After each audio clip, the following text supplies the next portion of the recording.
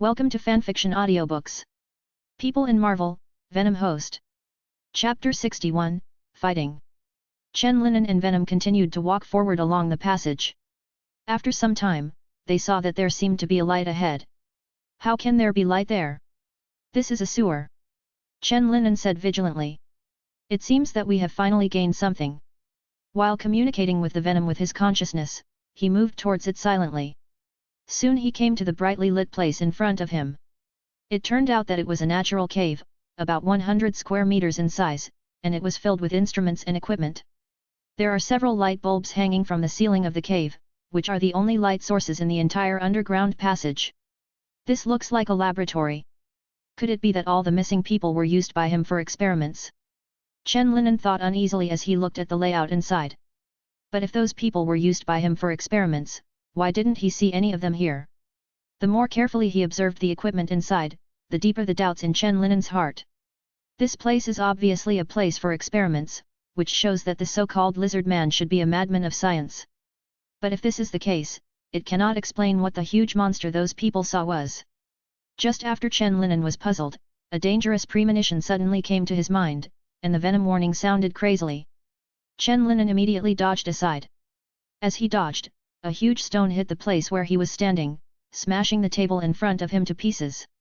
After dodging, Chen Linen looked towards the place where the stone hit, and saw a pair of bright red eyes staring at him in the darkness not far away. Judging from the height of the eyes and the vague outline around them, the attacker did have an extremely tall figure. While he was observing the other party did not stop moving, only to see huge stones constantly hitting him. While moving and dodging, Chen Linen cursed secretly in his heart, "MD, it's really a monster." Sure enough, Venom guessed right, it turned out that the lizardman was really a lizardman. What is the situation? Has the situation in New York deteriorated to this point?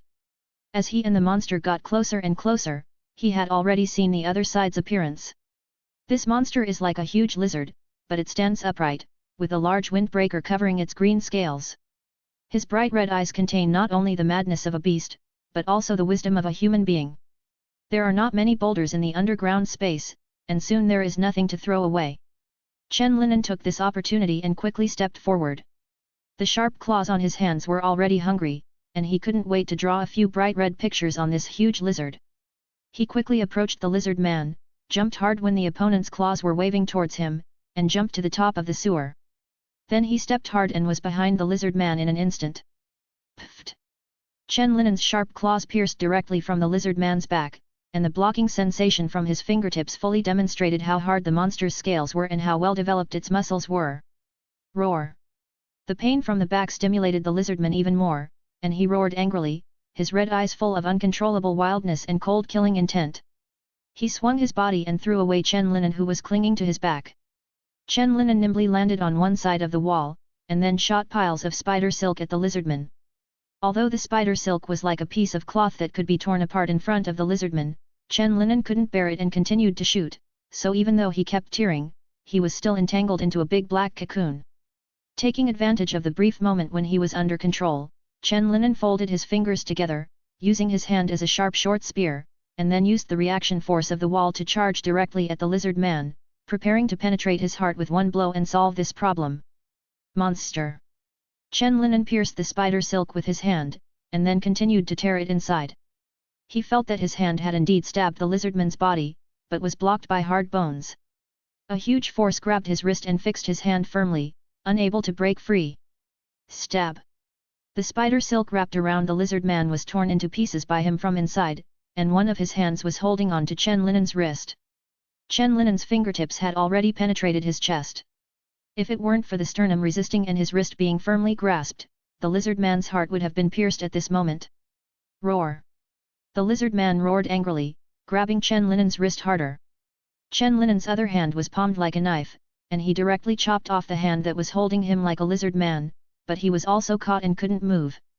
Just as Chen Linen was about to attack again with his tentacles, a thick and powerful tail swept directly from the side. The tail hit his waist, knocking him out fiercely, hitting a side wall, and falling into the dirty water below. Gan! Forgot that he is a lizard man and he still has a tail that he can move. Chen Linen jumped out of the water while cursing in a low voice. The venom on his wrist was constantly surging to repair it. The lizard man's attack just now had the bones of his wrist broken.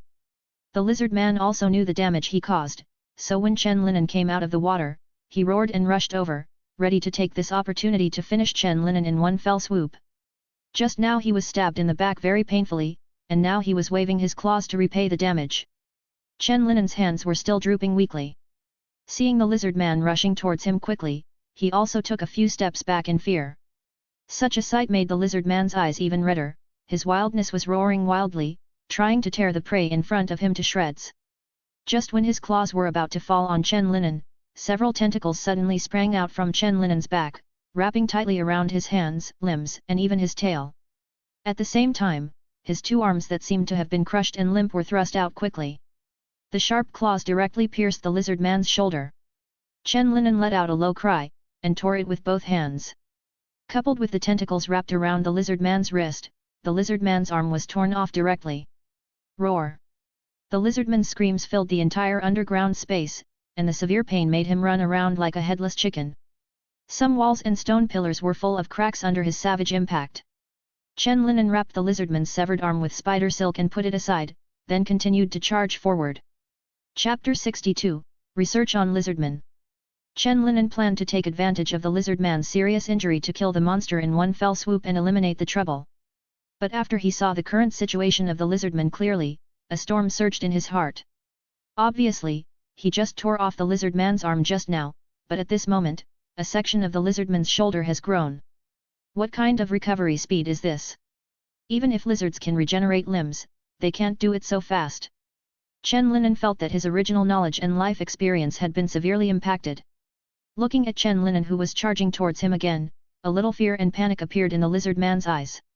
His left arm maintained the status quo at this time and did not continue to grow, but the right arm began to grow at an accelerated rate, and soon it had the shape of an arm. Although his right arm looks very small, the basic grasping function can already be realized. Seeing the lizard man's right arm suddenly regenerating at an accelerated rate, Chen Linen also felt something bad in his heart. At the same time, the lizard man reached into his coat pocket with his barely graspable right hand, and took out a small glass jar. There is a dark green liquid flowing in the glass jar, and it looks extraordinarily beautiful and translucent in this dark underground space. Boom! The lizardman threw the glass jar between him and Chen Linen without the slightest hesitation. The dark green liquid in the glass jar flowed out from the broken jar and came into contact with the air. In an instant, the green mist rose and slowly dissipated outward. Seeing this, Chen Linen stopped in time to prevent himself from crashing into this unknown cloud of green mist. He paused to adjust his breathing, and then quickly passed through the mist after holding his breath. Although his reaction was already very fast, the lizard man still took advantage of this little time to run away and disappear. Damn!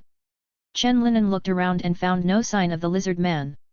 It seemed that the other party had already penetrated the entire underground space very thoroughly. He was running so fast and secretly that he couldn't even detect the venom of the other party. This lizardman is really interesting. Is he an animal or a human? I feel a strong wildness in him, but it is also mixed with human wisdom. After seeing a lizard man up close, Venom's curiosity became even more intense. At this time, the green thick fog slowly dissipated in the air. It seemed that they did not last particularly long. Chen Linen took the lizard man's severed limb over and replied to Venom, I am as curious as you are about how this monster became like this. He should have been a normal human before. Look at his movements, behavior, and the clothes he was wearing. The smashed laboratory should also belong to him. It's hard to imagine this lizardman doing experiments with a test tube. After talking about the laboratory, Chen Linen and Venom went back there to collect clues. Although the place had been smashed by stones and many appliances and equipment had been broken, there were still some paper experimental records and report exists. Studies on the combination of lizard genes in mice. Experiment report, number 153 failed. Experiment report, no succeeded. Research on the combination of lizard genes and humans. A few test data and reports have explained what kind of existence the lizardman is and why it came into being. Although the results of the joint research between lizardmen and humans were not written on the paper, Chen Linen also knew that the other party had failed, otherwise the monster just now would not have been born. Looking at these things, Venom couldn't help but be speechless. Human beings are really terrible. Such monster-like things will experiment as long as they want. Who says it's not? Chen Linen also shook his head and said. As he was talking, he suddenly shot a line of spider silk in one direction. Call out! The figure that just appeared over there quickly rolled to the side and avoided the spider thread. Hey! Don't get excited, it's me, Spider-Man. Peter stood up and said to Chen Linen. He also saw a bright light here just now, so he quietly touched it to see what was going on, but he didn't expect to be discovered by Chen Linen as soon as he showed his head. Why are you here? Seeing that it was Peter, Chen Linen put down his hands and asked curiously. After hearing this, Peter also took out a photo and said, Isn't there a rumor about a lizard man in New York City recently? I'm just here to find clues. This photo was taken on the way I just came here. It is a huge footprint. It seems that the rumor may be true. There is really a big lizard in this underground space. Chen Linen also took the photo and looked at it. A huge footprint was clearly visible on the photo. Peter next to him also explained to him, I have been observing this footprint for a long time and found some clues. His heels are obviously deeper than the front. This shows that this big lizard is very heavy, or that it walks upright. It's a bit weird. Chen Linen also nodded after listening and said, You're right. There is indeed a lizard man underneath, and he does walk on two legs. This footprint is also his. The two of us had just fought before you came, but it was a pity that he escaped. Hearing Chen Linen's words, Peter also froze for a moment. He was still confirming whether the lizardman was real, but he didn't expect Venom to have already fought with him. I just lost some time on the road because of this footprint. Otherwise, if I had come earlier, I should have caught him. Peter shook his head regretfully and said. After he finished speaking, he looked at the dilapidated laboratory again, and then asked Chen Linen, So what is this place? It looks like a laboratory. Upon hearing this, Chen Linen also handed him the report in his hand and said, This is a laboratory, the laboratory of the lizard man, where he conducts experiments on the combination of lizard genes and other organisms. What? Hearing Chen Linen's words and seeing the reports in his hand, Peter was shocked and puzzled. Isn't this the research Dr. Connors was doing when I helped him? Peter's head was full of question marks now. He didn't know why Dr. Connors' research data appeared in this lizardman's laboratory. Could it be that this lizardman stole Dr. Connors' experimental data? Peter's mind was filled with thoughts, and he decided to go to the school to find Dr. Connors later to find out what was going on. While Peter was silent with his thoughts, Chen Linen was also observing the laboratory. When he saw the laboratory and experimental data, he couldn't help but think of Dr. Connors, because he was an expert in new genetics and reptiles. Chapter 63, The Disappearing Dr. Connors. However, unlike Peter, he did not know that Dr. Connors had conducted research in this area. He just wanted to ask Dr. Connors his views on lizardmen. After all, the other party is an expert in this area, maybe there will be some ideas for dealing with lizardmen. After searching the underground space, the two of them left here with their own concerns. Although Chen Linen already knew Peter's identity, Peter didn't know about it, and their identities were kept secret from each other. Therefore, the two of them cannot share the clue about Dr. Connors, and they also have their own ideas about further investigation of the lizard people. When Chen Linen climbed out of the underground passage and came outside, the sun was about to sink into the horizon. He stayed in the sewer for a long time today, but fortunately, he had some gains. Phew, I finally came out. I feel a sewer smell emanating from my body. I don't know how long it will take to dissipate. Chen Linen took a deep breath of the fresh air outside while talking. Because there were many people on the street, the venom communicated with him in his consciousness, this is just the smell in your nose. I am a symbiont. How could I smell like a sewer? Looking at the darkened sky, Chen Linen also touched his stomach and said, Go eat something first, and then go to school to see if Dr. Connors is there. I remember that there are evening classes this semester, maybe he just happens to be in the laboratory. I might be busy here. I want a big steak and a cup of hot cocoa. Venom followed, having already thought about what he wanted to eat. No problem. Chen Linen looked at the surrounding restaurants while talking, and he remembered that there was a pretty good restaurant here. At the same time, on the other side, Peter Parker was squatting on the roof of the building eating a hot dog. As he ate, he looked at the photos in his hand. The more he looked, the more he thought he might go to Dr. Connors. This lizard man was both a reptile and involved in new genetics. Dr. Connors should be able to give him a lot of inspiration. Peter ate the hot dog in his hand in twos and twos, then packed the photos and rushed towards the building of the Daily Bugle. This huge footprint should be able to cope with the front page of James tomorrow. Although it is not a frontal photo of the lizard man, it can also reflect sufficient suspense. 1,000 yuan is already a huge sum of money for him. He can buy a motorcycle or a second-hand car. Thinking of this, he is even more energetic. After he gets this bonus, he must give it to Aunt May. Surprise! Soon he arrived at the building of the Daily Bugle and gave the photo to James. As expected, although James still felt disgusted, thinking that he hadn't taken a photo of the lizard man, he still regarded this huge footprint as a tomorrow's front page will be posted. After handing in the photos, he came to the school with spider webs, and there were not many people in the school at this time. There are some people walking around in 2s and 3s next to the teaching building. They should all come for night classes at night. Just as Peter was walking towards the laboratory, a crisp female voice sounded from behind, "Hey! Peter, wait for me." Peter turned around when he heard the sound and saw Deborah Whitman wearing big framed glasses running toward him holding several books. "Haha, I didn't expect to meet you at night. I remember you don't have night classes." Deborah Whitman asked curiously as she followed him towards the laboratory. Peter touched his head and said, "I really don't take evening classes. I came to ask Dr. Connors some things today, but I don't know if he is here now." Hearing Peter's words, Deborah Whitman also pushed her eyes and smiled, "This is the right person to ask. I have been taking night classes for a while. According to Dr. Connors's previous habit, look, he should be doing experiments in the laboratory today." Hearing Deborah Whitman's words, Peter immediately felt relieved. Just now he was worried that the doctor would not be in the laboratory. They entered the teaching building while talking, and walked towards the 3rd floor where the laboratory was located. When they had just climbed up to the 3rd floor, they saw Chen Linan standing at the top of the stairs and preparing to walk in. Seeing that Chen Linan was also here, Deborah Whitman waved to him and smiled, "Hey! Leon, what a coincidence, are you also here for the evening class? It's a surprise today. I ran into you two one after another. I remember that you don't take evening classes very much, do you?" Seeing these two people appear here, Chen Linan was also a little surprised, but after thinking about it, Peter should be here for the same reason as him. It seems that Peter also thought of coming to Dr. Connors to ask about the situation. It's really unexpected.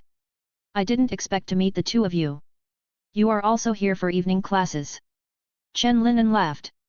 Hearing Chen Linan's question, Deborah Whitman nodded, while Peter Parker shook his head and said, "I'm here to see the doctor, and I want to ask him something." Chen Linan nodded in a sudden realization and said, "Oh, so that's the case, then let's go together. Dr. Connor's office is at the far left of the corridor." Speaking of which, the three of them walked towards Dr. Connor's office together. The closer they got to Dr. Connor's office, the stronger the bad premonition became, which made both Peter and Chen Linan frown. Of course, Deborah Whitman didn't feel anything. After walking to the office door, she knocked on the door first, and then after waiting for no response for a while, she skillfully turned the handle and pushed the door open. Because there were only some bad premonitions, and there was no direct venom warning, Chen Linan did not stop Deborah Whitman from opening the door, but just paid close attention to and guarded carefully the whole time. When the office door opened, there was no one in the dimly lit office. Strange? At this time, Dr. Connors usually conducts experiments here. Why isn't he here today? Looking at the empty experimental area, Deborah Whitman also said with some doubts. While she was talking, there was a sudden sound in the office with the closed door in the lounge. Hearing the noise, Deborah Whitman also walked over there and asked, "Are you in there? Dr. Connors? This human being is so courageous. Isn't she afraid of something suddenly coming out from inside?" Venom also complained in his mind as he looked at the fearless and rampant Deborah. "She doesn't notice anything, and with me and Peter around, she may not think of any danger." Chen Linan responded to the Venom while walking cautiously with Deborah. He observed Peter Parker from the corner of his eye, and found that the other party was also frowning like him, looking around vigilantly. It seemed that he also had that bad feeling, but there was no response to the spider sensor. Just when they walked to the door and were about to open the door to the lounge, a strong warning sounded in the minds of Peter and Chen Linan at the same time. Chapter 64, Kidnapping. Be careful. Peter, who was closer to Deborah, pulled her directly to the side, and at the same time, Chen Linan also dodged to the other side. Boom! A table flew directly out of the lounge, smashed the door of the lounge, and fell to the ground in the experimental area outside. Looking inside through the broken door, I saw a huge figure squatting on the window. He also carried a huge thing wrapped in cloth on his shoulders. I didn't know what it was. After throwing the table, the figure looked back at them with scarlet eyes, and then jumped straight down the stairs. Lizardman. How could he appear in school? The same question appeared in the minds of Chen Linen and Peter. Neither of them thought that the bad feeling that existed from the very beginning pointed to the lizardman. Shouldn't this guy be working in the sewer crossing subway station? Why did they suddenly come to their school and Dr. Connor's laboratory? Seeing the lizard man jumping out of the window, Chen Linen also hurried to the window, but he observed carefully for a long time but found nothing, and he didn't even know how the man escaped after jumping. Oh my god! It's terrible! What is that? His eyes are like devils. Deborah was obviously frightened, and her voice trembled. Peter also squatted beside her at this time and comforted her. Don't be afraid, he has already left. What was he carrying on his shoulders just now? Did you two see it clearly? Chen Linen walked back from the window and asked the two of them. Peter frowned when he heard this and said, it seems to be wrapped very tightly and not exposed at all. What kind of instruments and equipment is it? It can't be Dr. Connor's. Deborah shouted in fear and disbelief. She asked why Dr. Connors was not there. It turned out that he was captured by that weirdo. It doesn't look very similar in shape. Chen Linen recalled carefully, but anyway, the thing that the monster took away must have something to do with Dr. Connors. I don't know where Dr. Connors is now. I remember the address of his home. I'll go over to see what's going on in a while. Peter said while rubbing his chin. Leon, you stay here with Deborah, the police may come to check the situation in a while.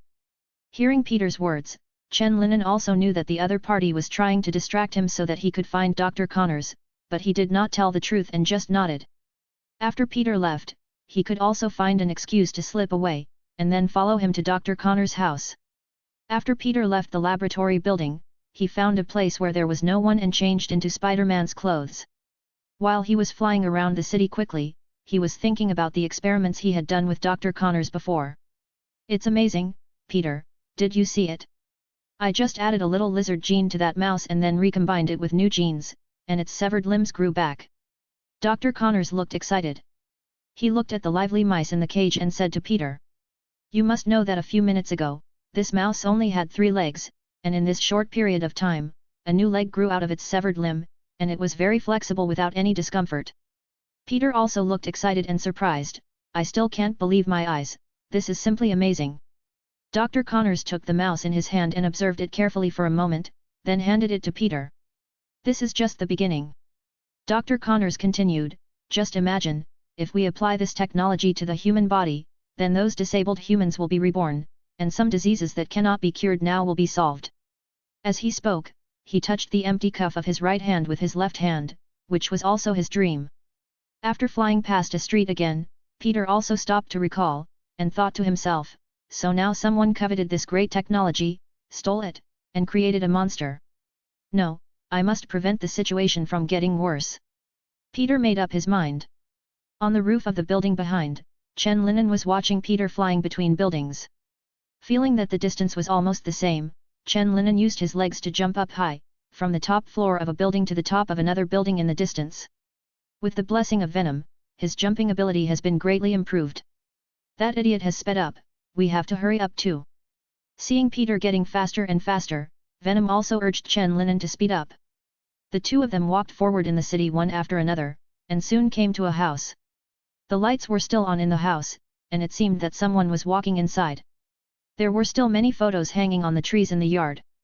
Chen Linen could see that there were probably a family of 3. Chen Linen was still observing the surroundings of the house, and Peter had already entered the house first. Just as Peter opened the door and walked in, he saw a huge lizard jumping out of the window carrying a woman. A little boy was sitting on the ground crying, trying to stop the lizard man, but he was afraid to go forward. Damn it! Peter cursed in a low voice as he shot out a thread of spider silk, trying to stop the lizard man. But the opponent was already on guard, and after throwing a pot casually, he intercepted his spider silk in the air. Just when Peter was in a hurry, Chen Linen suddenly fell from the air and kicked the lizardman out of the way. The woman on his shoulders was also caught by Chen Linen, and then placed on the ground. Ma'am, are you okay? This brown-haired, gentle-looking middle-aged woman should be the wife of Dr. Connors. Fortunately, he stopped the lizard man in time, which prevented the tragedy from happening. Margaret. The lizard man opened and closed his big mouth, and he still uttered a name fairly clearly. Mrs. Connors, Margaret, who had just stood firm just now, also covered her face in grief after hearing the lizard man's shout. Please, don't hurt him, Kurt, he didn't want to hurt me. Mrs. Connors begged Chen Linen. Wait, what's going on? What did you call that monster? Kurt. Connors. Kurt. Hearing Mrs. Connors pleading, Chen Linen was also shocked. This lizard man turns out to be Dr. Connors. What on earth is going on? Could it be that he was experimenting on himself? At this time, Peter also jumped out of the window with the child in his arms. He had just heard what Mrs. Connors said, and the little boy had just said that the lizard man was his father. Seeing the appearance of Venom and Spider-Man, the lizardman also gave up on taking his wife away, turned around and left here. Chapter 65, The Whole Story. Chen Linen and Peter both wanted to catch up, but Mrs. Connors stopped them and begged, please let him go, don't hurt him, he really didn't mean it.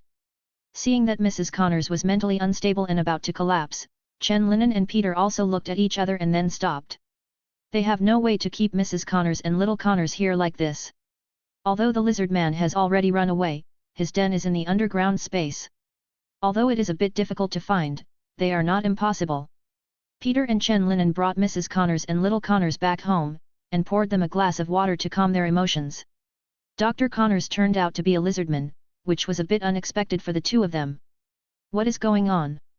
Why did Dr. Connors become like this? After Mrs. Connors's mood stabilized a little, Peter asked his doubts.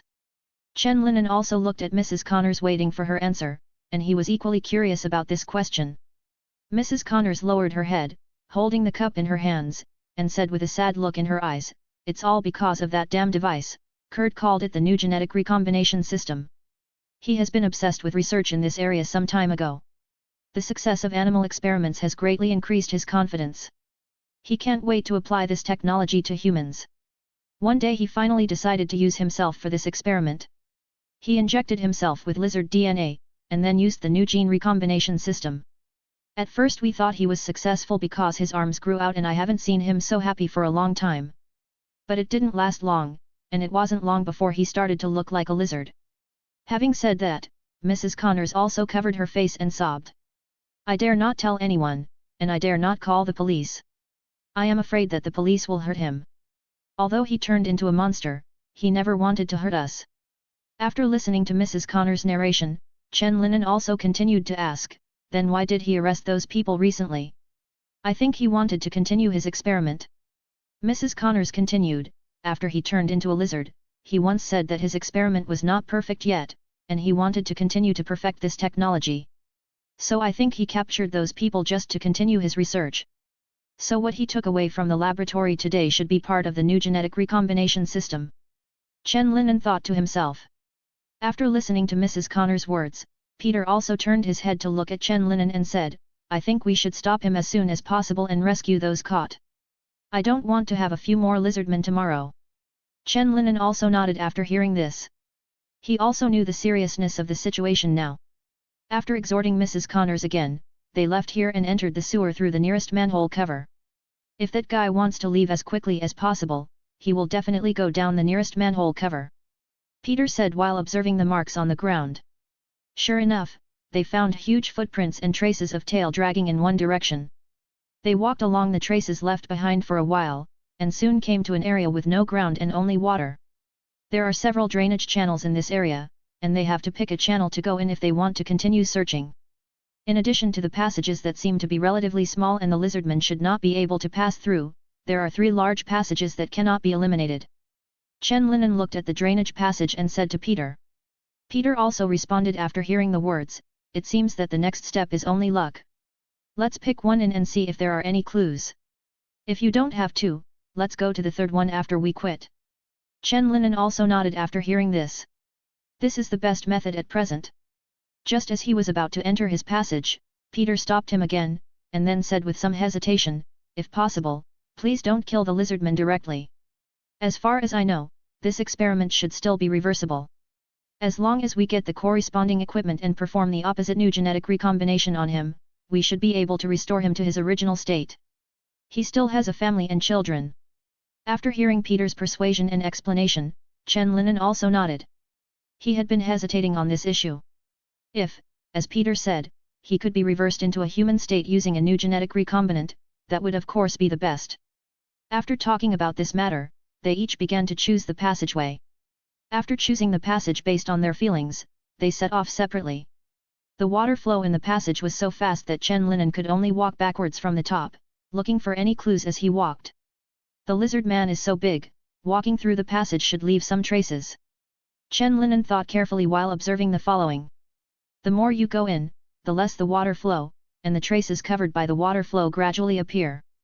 I'm so lucky. I picked the right place right away. Chen Linen said happily when he saw that there were indeed traces. Venom also said eagerly, we can't let him run away this time. After walking forward for a few minutes, the water in the channel had become very shallow, and a large fence blocked the entrance. It should be enough to go out from here. Observe the situation first.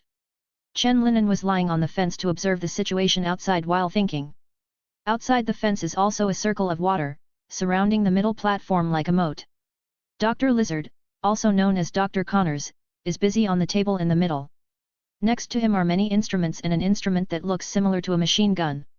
However, in front of him is not a gun muzzle, but a radar like a small umbrella shaped gun head.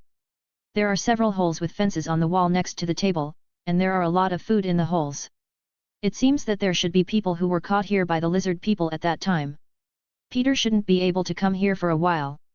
It will take some time from the time he notices that there is nothing going on over there, then returns, and then comes here. Chen Linen was thinking in his mind while looking at the lizard man. At this moment, the lizard man picked up the gun-shaped device and pressed a button on the device platform to open a fence holding the hostages. Damn it! He wants to transform those hostages into lizardmen, he can't wait any longer. Chen Linen directly cut off the connection between the fences with his sharp fingers, and then rushed out of the hole. Chapter 66, The Lizardmen and Minions. With his strong jumping ability, he jumped directly from the hole to the location of the lizard man. The sharp claws on his hands shone with metallic luster.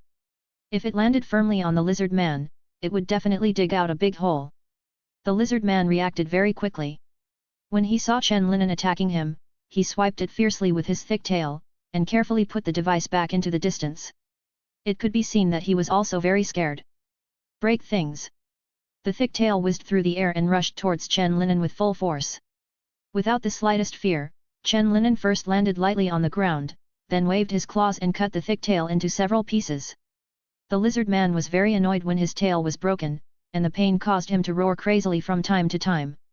But at this time, his healing speed seemed to be accelerated again, and the severed tail healed quickly with breathing and then regenerated. As time goes on, he is becoming more and more like a lizard, which may be irreversible in the future. Seeing the further improvement of the lizard man's ability, Chen Linen's heart is also very heavy, which shows that the part of the people belonging to Dr. Connor's genes are increasingly suppressed. Damn guy! He keeps coming to your door again and again. Looking at Chen Linen who appeared in front of him again, the lizard man cursed in a hoarse voice. Hearing such a smooth cursing, Venom also complained to Chen Linen, I thought he could only hiss, but I didn't expect his words to be more and more slick, which is just the opposite of its genetic condition. Who says it's not? His physical ability and quality are becoming less and less human, and his brain is exceptionally bright. Didn't you see that he has prepared all the equipment and facilities that should be used? Chen Linen also responded. The angry lizardman rushed towards Chen Linen, and he probably realized that if he didn't deal with him, his plan would be impossible to proceed. With the fight against the lizardman, Chen Linen also became more aware of his changes. His armor and muscles became stronger and thicker, he moved faster, and his claws became sharper. And his abnormal healing ability is even more amazing at this time. No matter how deep the wound Chen Linen left him in the fight, his injury will begin to heal visibly to the naked eye. Damn it!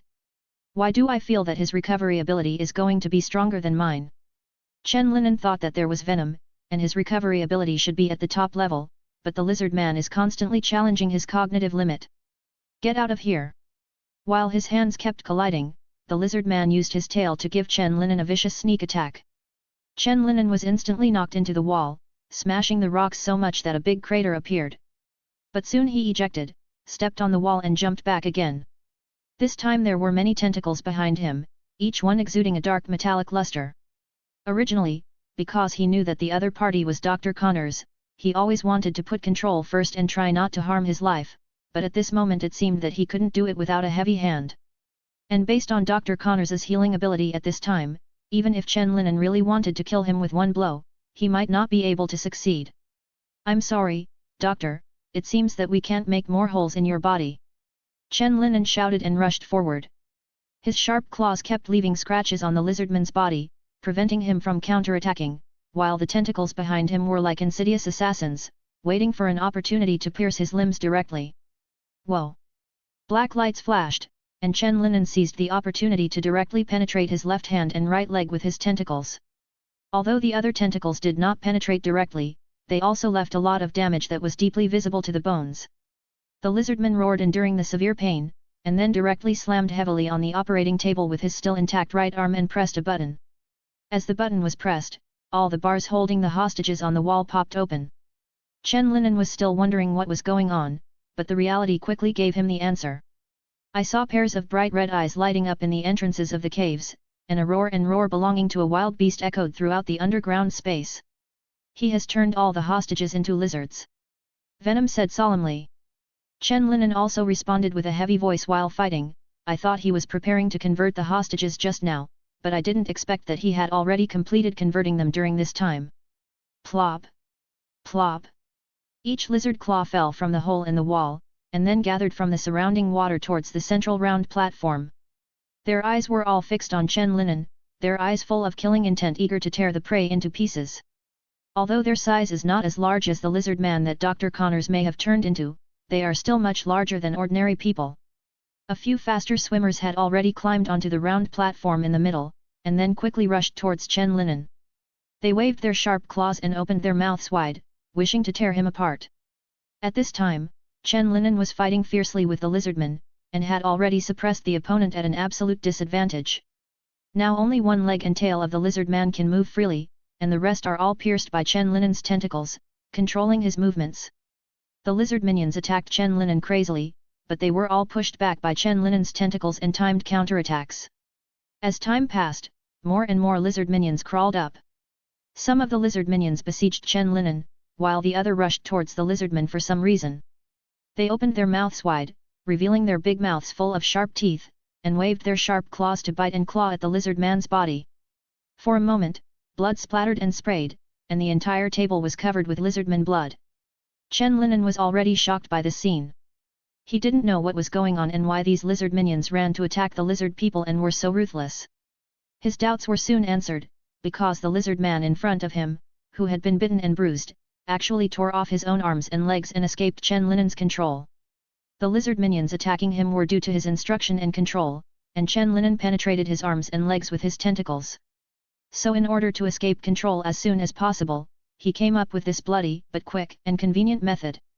After escaping from control, he quickly moved away from the central platform, and commanded all the lizard minions to besiege Chen Linen, trapping him in place to give him a chance to heal his wounds. Chapter 67, Reversal. He has become more and more terrifying. I seem to see a cold-blooded monster taking shape. Venom was also shocked by the lizard man's operation. Chen Lian also gritted his teeth, trying to think of a solution while fighting off the lizard minions that were surrounding him. At this time, his eyes were also on the instrument that the lizardman had been very precious just now. If he guessed correctly, this instrument should be the latest research result of Dr. Connors during this period, the new genetic recombination instrument. This instrument is more powerful, smaller, and more effective than before. Thinking of this, Chen Linen moved towards the place where the new gene recombination instrument was placed while fighting off those lizard minions. After seeing the new gene recombination instrument, Chen Linen stretched out his wrist, trying to pull the instrument over with spider silk. But as soon as his spider silk was connected to the instrument, an angry lizard man jumped from a distance and ripped off his spider silk. In just a short while, the limbs of the lizard man had been torn off, and the limbs had grown out. Except for the smaller size, it was basically the same as before. "Don't touch my things! You bloody bastard!" The lizardman roared, while commanding the lizard minions to attack Chen Linen even more frantically. At this moment, another white spider silk shot out from above, snatching the new genetic recombination device directly from the lizard man's hand. Why am I missing from such a lively party? Peter joked while holding the new genetic recombinator in his hand and inspecting it carefully. Hold on, I need 2 minutes to debug the device and reverse its function. Peter said to Chen Linen, and then used the spider silk to throw away several lizard minions. Chen Linen also responded after hearing this, you'd better hurry up. Although they can't hurt me, it's really difficult for me to continue to control the strength of my attack. These lizards should all be the previous hostages. If they are injured too much by me, it's not good if it's serious. Seeing this situation and the sudden appearance of Spider-Man, the lizardman also rushed towards Spider-Man even more angrily, wanting to get back the new genetic recombination device. This is an important tool for him to purify mankind and create a new ethnic group. Damn wall crawler, why are you stopping me?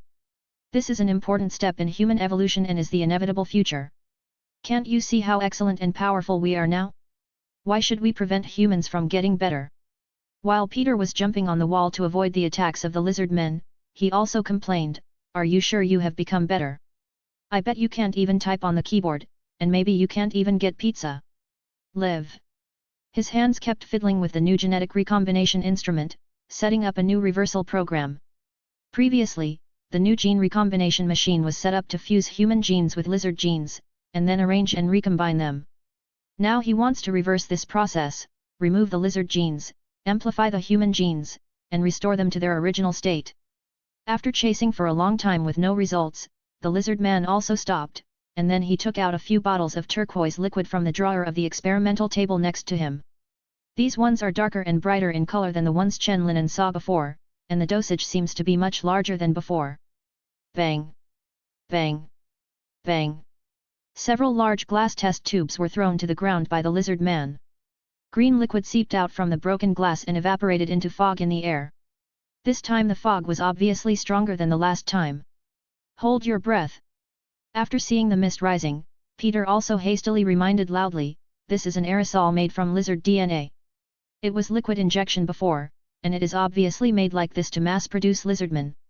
Inject DNA first, and then use a new gene recombinator to perform genetic recombination. This is the process of Dr. Connors's experiment. This is how the previous experiments on mutilated limbs of mice were performed. Now he has improved the process, turning the injection into an aerosol, and then miniaturized the new genetic recombination machine to make it easier to carry and operate. It is obvious that Dr. Connors wants to spread the aerosol in the whole city on a large scale, and then manufacture lizardmen in batches. As he said, in his opinion, this is a kind of purification and improvement of human genes. Fortunately, it came in time. If you really let him spread out, you will be in big trouble. Peter secretly rejoiced in his heart, while holding his breath and making the final adjustment.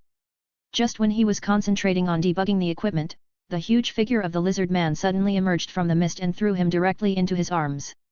Both of them fell from the wall at the same time, and fell directly into the water below. There were already many lizard minions lying on the round platform below. They were all knocked unconscious by Chen Linen. Stimulated by the green weapons, the remaining lizard minions began to grow even larger, their scales became harder, and even the claws on their hands began to slowly extend. Empty. This damn aerosol stimulated their sea lizard DNA. Why are Peter's movements so slow?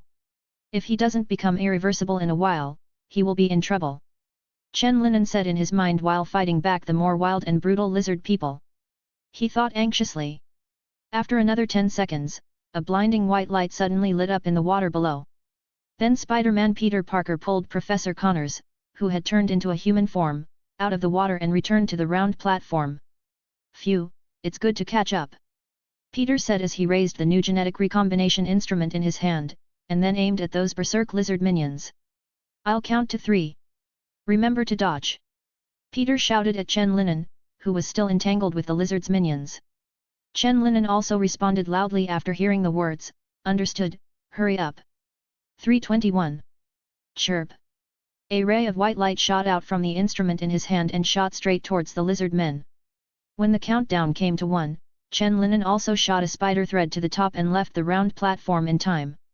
With the shining of the white light, those berserk lizard minions also stopped, the blood red in their eyes slowly faded, the green scales on their bodies also slowly disappeared, and their sizes gradually returned to their original size. After a while, the light dissipated, and the people lying on the circular platform at this moment were all hostages captured by the lizard people. Finally solved. These lizardmen are really difficult to deal with, especially since they haven't been able to deal with them harshly. Chen Linen said after letting out a sigh of relief. Chapter 68, The dust settles and the venom in the news. If it weren't for these lizardmen who could turn back into humans, he wouldn't have to hold back. You must know that it is much more difficult to grasp the strength to knock them out than to directly kill them, and it also consumes energy.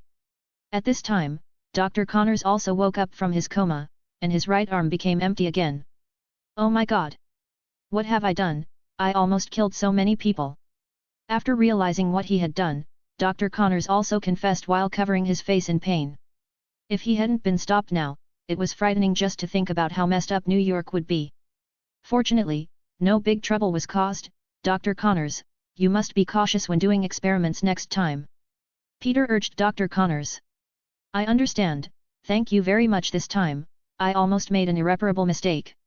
Dr. Connors sincerely expressed his gratitude and apology to Peter and Chen Linen. We will keep this matter a secret, and hope you can learn from this lesson. Chen Linen also said with some exhaustion. Dr. Connors was also mortified by what he said. Okay, your wife and children are still waiting at home, I'll take you back first. Chen Linen then prepared to take Dr. Connors out of a passage. The rest of the citizens will be left to you, Spider-Man, you came late just now, so I will trouble you a little more now. Chen Linen waved to Peter while leading Dr. Connors into the passage. Peter helplessly held his forehead and looked at so many people next to him with some worry, this guy is really lazy. As he spoke, he shot out a thread of spider silk and took a camera from a hidden passage. I got a photo worth $1,000. I will tell my aunt the good news tonight. Peter put away the camera and film, thinking silently in his heart. When he came home today, he saw Aunt May worrying about the bills. The kind woman never told him about it. For this reason, Peter also felt guilty for thinking about buying things. He decided to use the 1,000 yuan to pay the bill, and then took the rest of the money to take Aunt May to a big meal. Aunt May has taken care of him like a mother for many years, and now that he has grown up, it is time to repay Aunt May. While secretly making up his mind, he woke up the people next to him one by one, and asked them to follow him out of the passage. The successful conclusion of the matter also made him feel a little more relaxed. Fortunately, there was no major commotion and no casualties. After today everything will be back on track and the lizardman will become a true urban legend. The photos taken by Peter undoubtedly became the headlines of the next day, and the discussion about the lizardman also became lively for a while. However, because the same thing as before did not happen again in the follow-up, the heat of the discussion continued for a few more days and then dropped. This morning, after Chen Linen and Venom finished their breakfast as usual, today's newspaper was delivered to his door. After Venom brought in the newspaper, he skillfully brought the bowls and chopsticks back to the kitchen to start cleaning, while Chen Linen sat on the sofa and began to browse the newspaper. At this time, the front page of the newspaper is no longer a lizard man, but a sign of venom after a period of fermentation. It seems that the follow-up to the lizard man incident can no longer benefit the media public, so they have chosen what they think is the next hot topic, which is venom. During this period of time, when Chen Linen went out to punish criminals, he would leave such a sign, and after a period of fermentation, it also entered the public eye. Unsurprisingly, the front page news regarded him as a perverted murderer. The media believed that although he only targeted criminals, it could not deny that this was an act of disregarding life and flouting the law. Seeing this, Chen Linen also turned on the TV. Today's Horn News was reported by James early in the morning, but what people didn't expect was that he was no longer talking about Spider-Man today, but Venom, which has recently become famous. This Venom must be a perverted murderer without a doubt, maybe he just escaped from that mental hospital. Although my colleagues have repeatedly reminded me that there is no need to provoke a murderous demon, but for the rights of the people of New York, I think I must speak out for them, and I am not afraid of being targeted by anyone. At the end of the broadcast, I want to speak to the police system on behalf of the general public in New York City, hoping that they can make better use of taxpayer money, instead of just using it to buy donuts and leaving New York City in the hands of two masked villains. One Spider-Man has already made New York City dangerous. It's hard to imagine another perverted murderer appearing now. I hope God bless New York City so that all citizens can get rid of the shadow of these masked monsters as soon as possible. Looking at the frowning, very worried and serious James on TV, Chen Linen couldn't help baring his teeth. This mustache's words are indeed very sharp. If he is not Venom himself, he must have become very anxious, thinking that New York has no future. No wonder the sales and ratings of Bugle Daily have been rising. This little old man is very good at selling anxiety. Chen Linen watched the news on TV and said to Venom, who had just finished washing the dishes and came to the living room. Venom also glanced at the TV and said disdainfully, he has always been like this, and now he has another person who can create a topic besides Spider-Man. I don't care. With his propaganda, the crime rate should drop a lot. After all, they don't want to lose their heads. Chen Linen chuckled indifferently. I do kill people anyway. The more terrifying and perverted they spread my image, the better the effect. Maybe your snacks will become more and more difficult to find in the future. Chen Linen looked at the Venom and laughed. Venom bared his teeth when he heard the words and mocked, I won't worry about this. I know that the nature of human beings will not change. No matter how the crime rate drops, there will always be people who will commit crimes for profit. As long as human beings are not extinct, my snacks will never disappear. Chen Linen recognized Venom's words about exploring the nature of human beings. He nodded in agreement and said, that's good. If you can't chew the head in the future, don't cry and shout for chocolate with me. Venom felt unhappy when he heard the words, and sat down on the sofa angrily and gnawed on the chocolate. This time, it may have thought that the chocolate was James' head with a smelly and hard mustache. When he gnawed it, it clicked, which made people's teeth sore. Chapter 69, The Development of Industry Zero and its Resurrection. Fighting criminals at night and training his own abilities only occupied part of Chen Linen's time. He spent more time on research and entrepreneurship. After this period of continuous research and communication with his company's researchers, they have achieved good results in both the biotechnology sector and the communication technology sector. The first is the result of the biotechnology sector. Chen Linen invented an ointment, Trauma Type 01, based on his previous research and subsequent research and development. This product is mainly used for trauma, and there are different classifications according to the type of injury. For example, it is specially designed for mechanical injuries, that is, cuts, falls, and animal bites. There are also special styles designed for chemical injuries, that is, scalds and burns. Simply put, it is a drug similar to Yunnan Bio, but with a weaker effect. With this ointment as the centerpiece, they have launched and extended a series of products to meet the needs of families and hospitals for this type of trauma.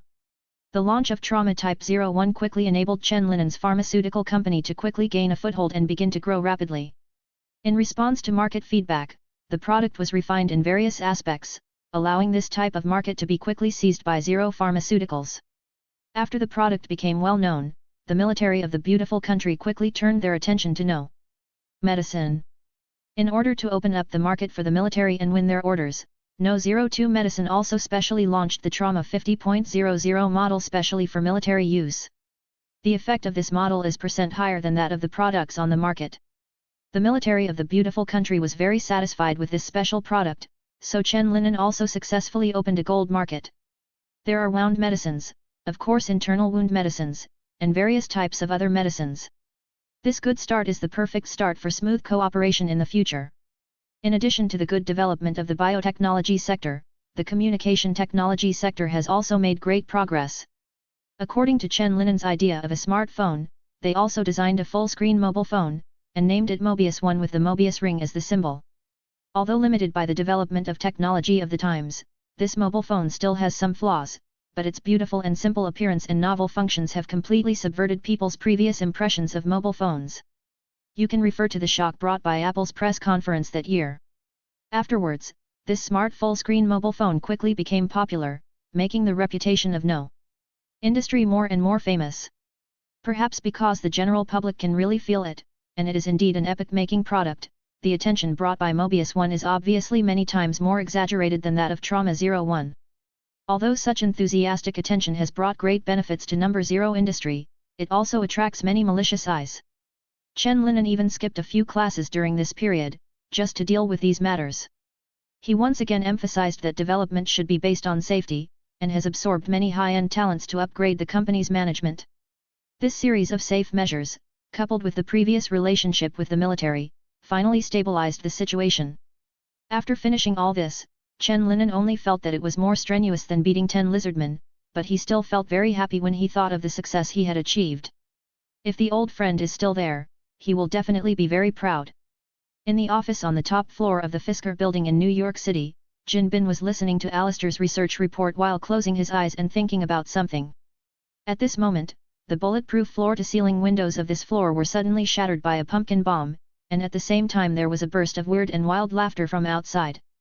Hey hey hey hey! Ha ha ha ha! It's time for the show, dear Fisk, are you ready? Following the sound, a monster with a cocky mask stepping on an aircraft came in through the broken floor-to-ceiling window.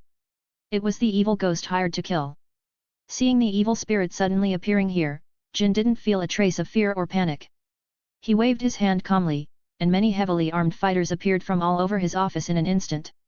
They held the laser guns in their hands and kept shooting at the evil spirits. While dodging quickly, the evil spirits continued to harvest the lives of these people with the upgraded aircraft. They were either shot through by the laser light, or their necks were cut by sharp blades. Ha ha ha ha! He he he he! While the evil ghost kept laughing wildly at his masterpiece, a gun barrel with a strange shape was aimed at him in the dark. Bang! With the sound of a cannon, the evil ghost's strange laughter stopped abruptly, and he was caught on the ground by a huge and hard metal net. The evil ghost caught in the net also separated from the aircraft, and then fell heavily on the ground.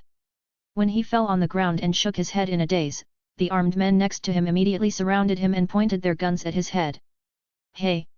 I think this is a misunderstanding. The evil ghost smiled awkwardly with his hands up, completely lost the complacency and arrogance just now, for fear that Jin Bing would order him to collapse himself. To be honest, he didn't expect that this unexpected surprise attack would not achieve the expected results at all, but he himself was firmly manipulated by the opponent. Although he killed many people, the other party didn't care about these casualties, thinking that as long as he was caught, it would be worth it. Thinking of this, the evil ghost also put away its original contempt for the burly figure not far away. This person really kills people without blinking an eye. Seeing that the evil spirit was subdued, Jin Bing stepped out from the layers of guards beside him, then looked at the evil spirit deeply and said, "Do you think I'm not prepared for an attack on you? A clown in a costume. Now, tell me who hired you?" Kingpin sat on the special boss chair aside and asked. "I think this secret should be able to exchange my life, right? After all, there is no unresolvable hatred between us, and I just use money to do things." The evil spirit didn't immediately answer the other party's question. Of course, valuable things must be exchanged for other valuable things. At this moment, he just wanted to save his own life and promote his employment business by the way. Hearing the ghost's words, Jin Bing laughed softly as if hearing a funny joke. "It seems that you are indeed a clown, and you have a great talent for telling jokes." After speaking, he suddenly put away his smile and looked at the evil ghost with a sense of oppression and said, "You have to know, no one can negotiate terms with me." The evil ghost also tensed up when he heard Jin Bin's words, worried that the other party might be some kind of psychopath. Even if he didn't know the person who hired him, he should kill him. After the exam, I will start posting an extra chapter tomorrow. Chapter 70, Showdown. Damn it! This guy is definitely not a simple entrepreneur. Norman Osborn tricked me, M.F. The evil ghost cursed in his heart. He never thought that this order would be so dangerous. After all, although he is crazy, he still has sense. If he had known that Wilson Fiskeview had his own armed forces to protect him, then he would not have agreed to Norman Osborn's request so easily, or even if he agreed, he would have been fully prepared to act again. Jin Bin looked at the evil ghost's mask and said in a less oppressive tone, "But I can also give you a chance to trade with me. As long as you tell me the person behind you, then I will let you go. And maybe I'll entrust you to do something later. A very fair price." The evil ghost nodded upon hearing the words, and then said simply, "The person who hired me is Norman Osborn, who asked me to kill you, including today and the previous one. Yes. I'm just a hired person. I don't know what kind of enmity there is between you. Speaking of which, that damn guy never told me that you have such great energy." Jin Bing also frowned when he heard the words. It turned out that the person who wanted him to die turned out to be Norman Osborn. He thought a lot about the person who wanted to kill him, but he really didn't think that it would be this Osborn who was already in his hands. Norman Osborn had previously turned to Jin because of the Osborn Group's business and borrowed a large amount of usury. Later, because of repaying the debt, he had to agree to Jin and many unreasonable demands, including various inventions and researches in his life. These are the most critical things of the Osborne Group. Norman Osborn realized that this was a trap at the beginning after Jin Bing said his demands. Jin Bing wanted the Osborne Group to lend him so much money, and even caused the Osborne Group to need capital turnover. It may be a trap deliberately set by Jin Bing. At that time, Norman Osborn had sensed Jin Bing's sinister intentions, but the situation had already developed like that, and he had no effective way to stop it. After thinking for a long time, the distressed Norman Osborn finally decided to secretly get rid of Jin and the beginning of all troubles, but because he was afraid of any accidents in the experiment, he found the evil ghost who was still a street gangster at that time, and reached such an agreement with him. In this way, after being strengthened and equipped with weapons by Norman Osborn, the originally unknown street gangster became a well-known evil spirit today. Just when Jin Bin was surprised and thinking that the person in the darkness turned out to be Norman Osborn, the evil ghost also quietly pressed the button on his arm. After the evil ghost quietly pressed the button, the aircraft not far away from him ejected many blades with lasers, and then quickly spun and flew up. The net that trapped them was instantly torn apart by the laser blade of the aircraft. At the same time, the evil spirits also threw out a green pumpkin bomb. The green pumpkin bomb spewed out a rich smoke as soon as it touched the ground. Green smoke.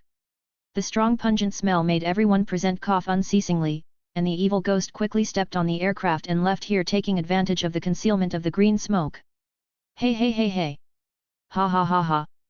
I hope we will have a chance to do business in the future, Mr. Fisk. The evil ghost quickly left here with only a string of strange smiles. Although the other party had just reached an agreement with him, he still didn't dare to use his life as a bargaining chip, so he came up with a way to get out of the predicament unexpectedly. It took a few minutes for the smoke in the office to dissipate. Alistair wiped the smoke tears from the corners of his eyes, turned to Jin and said, "Ahem. Do you want to track down this evil spirit?" Hearing Alistair's words, Jin folded the handkerchief that wiped his eyes and said, "Don't worry about him, he's just a small character, and he might be useful in the future." After finishing talking, Jin Bing thought of something else, and said to Alistair with cold eyes, "The most important thing now is Norman Osborn. Didn't I think that this damn mouse would dare to send someone to assassinate me? I was almost bitten by my own prey. It's really surprising. Have someone get rid of him, and remember to do it cleanly. Since he is playing this kind of trick with me, then I will have fun with him.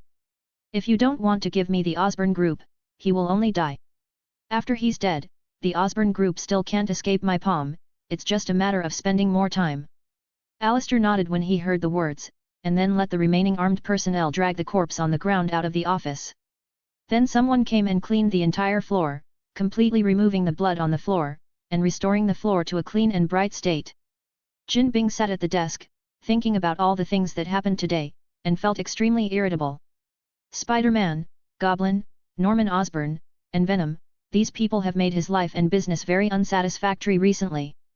Sooner or later, I will clean you up one by one. Jin Bin clenched his fists softly. Osborne Group, Penthouse Lab. Norman opened the door of the laboratory with his ID card, and the evil spirit told him that he would go to assassinate Wilson Fisk again today, and he came to collect the results now. In the dimly lit laboratory, only the computer screen was shining with a faint blue light. The evil spirit who was supposed to tell him the result of the assassination was standing in front of the computer and operating something, not caring about himself who came in through the door. Seeing this scene, Norman Osborn thought of something instantly, and saw that he immediately took a gun from the shelf next to him, and then quickly pulled the trigger towards the evil spirit. "Damn it! What did you do to my information?" Norman Osborn roared as he shot, wishing he could wipe out the strange man in front of him immediately. "Hey hey hey hey! Ha ha ha ha! You are late, Osborn!" Before the bullets fell on him, the evil spirit immediately controlled the aircraft and flew to his side, using it to block all the bullets shot by Norman Osborn. As the tinkling sounds continued to sound, countless bullets were blocked by the erected aircraft, unable to cause any harm to the evil spirits. Seeing this scene, Norman Osborn gritted his teeth even more. You must know that the aircraft and the equipment that the evil spirit is wearing are all designed and developed by himself. He originally wanted to use those materials to control the evil spirits in his own hands, to become his own sharp blade, and to do some inconvenient things for himself. As a result, the sharp blade had its own thoughts before it was used on the enemy, and began to stab him. Chapter 71, The Birth of the Green Goblin. Ah! A stray bullet was blocked by the aircraft, and it shot Norman Osborn's own calf impartially, causing him to let out a scream. During the time of Norman's shooting, the evil ghost's operation of the computer had also been completed. He turned over and jumped onto the aircraft, laughing wantonly, and said to the furious Norman Osborn, "Hey hey hey hey! I have cleared all the data about me, you have lost your chips, poor Norman. Now you are a real wretch, he he he he. You who have lost these chips are not worth mentioning in front of me. Compared to facing Wilson Fisk's revenge on you, it is more merciful for me to let you die happily." The evil ghost dropped a series of pumpkin bombs on the ground while talking, "This is my kindness to you, don't be too grateful to me. Then goodbye, poor Norman Osborn, he he he he. Ha ha ha ha." After dropping these pumpkin bombs, the evil spirit immediately flew out from the big hole in the ceiling. Norman Osborn had no time to react, the countdown to the pumpkin bomb was over, the flames of the explosion engulfed his body in an instant, and the entire laboratory was burnt black. After an unknown amount of time, a scorched man crawled out from the ruins beside the wall. This man was none other than Norman Osborn. The flames of the explosion had almost completely destroyed his skin, making him on the verge of death. If it wasn't for the fact that he was standing on the sidelines just now, and that he had strengthened himself slightly harmlessly when he was researching the enhancement potion, he would have definitely turned into a charred black corpse now. But despite this, he is not far from death now. His strong desire to survive and endless hatred made him hold on to the last bit of strength and crawl towards the instrument in his memory that might save him. With his blurred vision, Norman Osborn identified the direction and kept crawling, dragging a trace on the floor like a bug. The next morning, outside the Osborn Group building, several black cars were waiting on the roadside, carefully observing everyone who came out. They were the killers who came to kill Norman Osborn, but it was strange that they hadn't seen Norman Osborn show up since last night. They were sure that Norman Osborn had indeed entered the Osborn mansion yesterday, but it had been more than one night now, and they were also very puzzled why no one came out. Doesn't Norman Osborn even need to go home? Just as they pressed their impetuousness and continued to observe with peace of mind, an unusual-looking nanny car finally drove out of the underground garage of the Osborn building. These killers were immediately refreshed when they saw this car appearing in their field of vision, because according to their information, this car was the specially modified nanny car that Norman Osborn often used. The car drove out of the parking lot, and then stopped at the gate of the Osborn Group. After waiting there for a while, a figure they had been expecting for a long time finally appeared.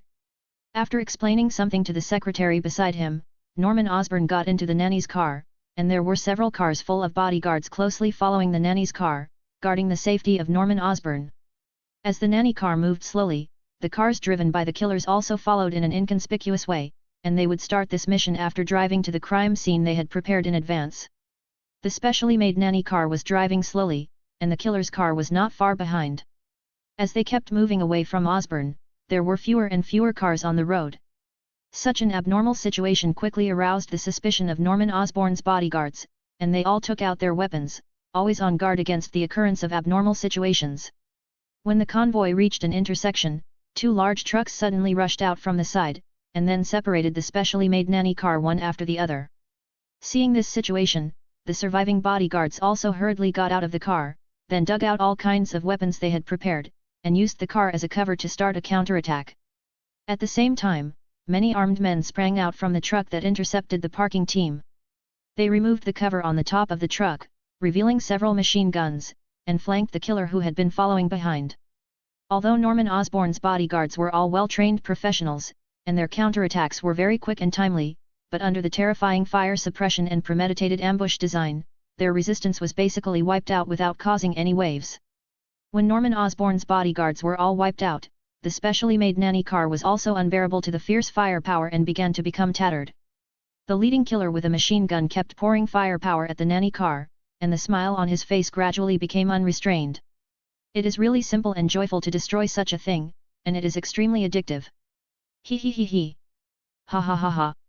A burst of strange laughter suddenly came from the nanny car that was about to be scrapped. The laughter was sharp and piercing, and it made people feel chilling and unrealistic when it sounded on such an occasion. The assassins around also put away their joking expressions at this time, and looked at each other in dismay.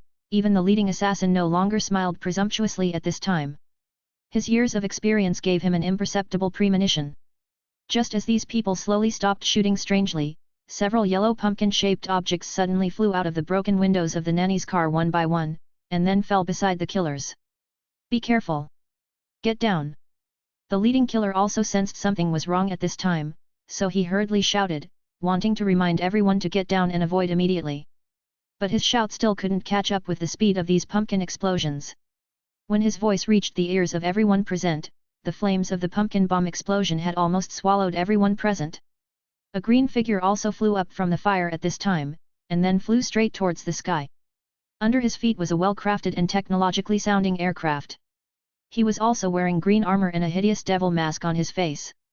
It seems that his attire is very similar to the evil spirits that haunted some time ago, but both the color and the level of sophistication of the equipment are much better than those of the evil spirits.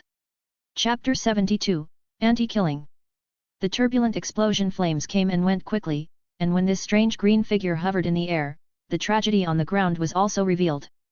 At this time, the ground was already blackened by the bomb, and the cars and trucks beside it were also on fire due to the explosion. The nanny car of Norman Osborn in the middle was even more carefully taken care of by a bomb, and the metal frame was shattered and turned black.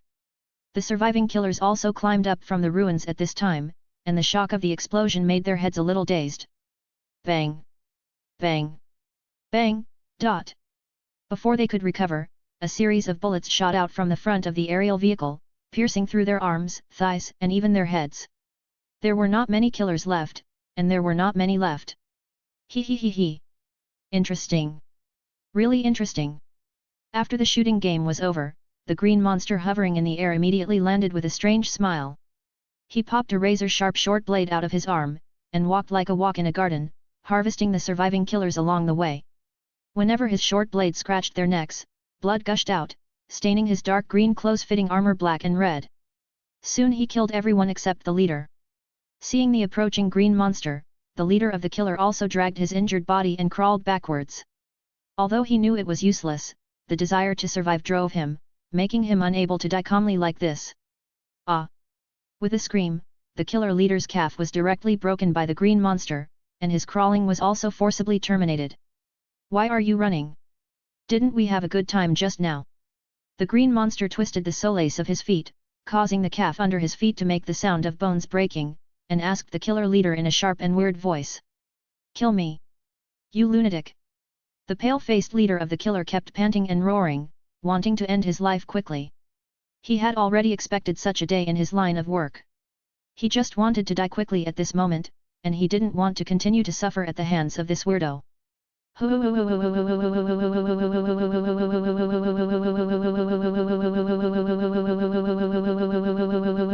weirdo touched the eyes of his mask as if wiping his tears, looking funny and weird. After pretending to cry, he suddenly started to step on the killer leader's other leg while letting out a weird laugh. He he he he. I'm so sad and you don't even comfort me?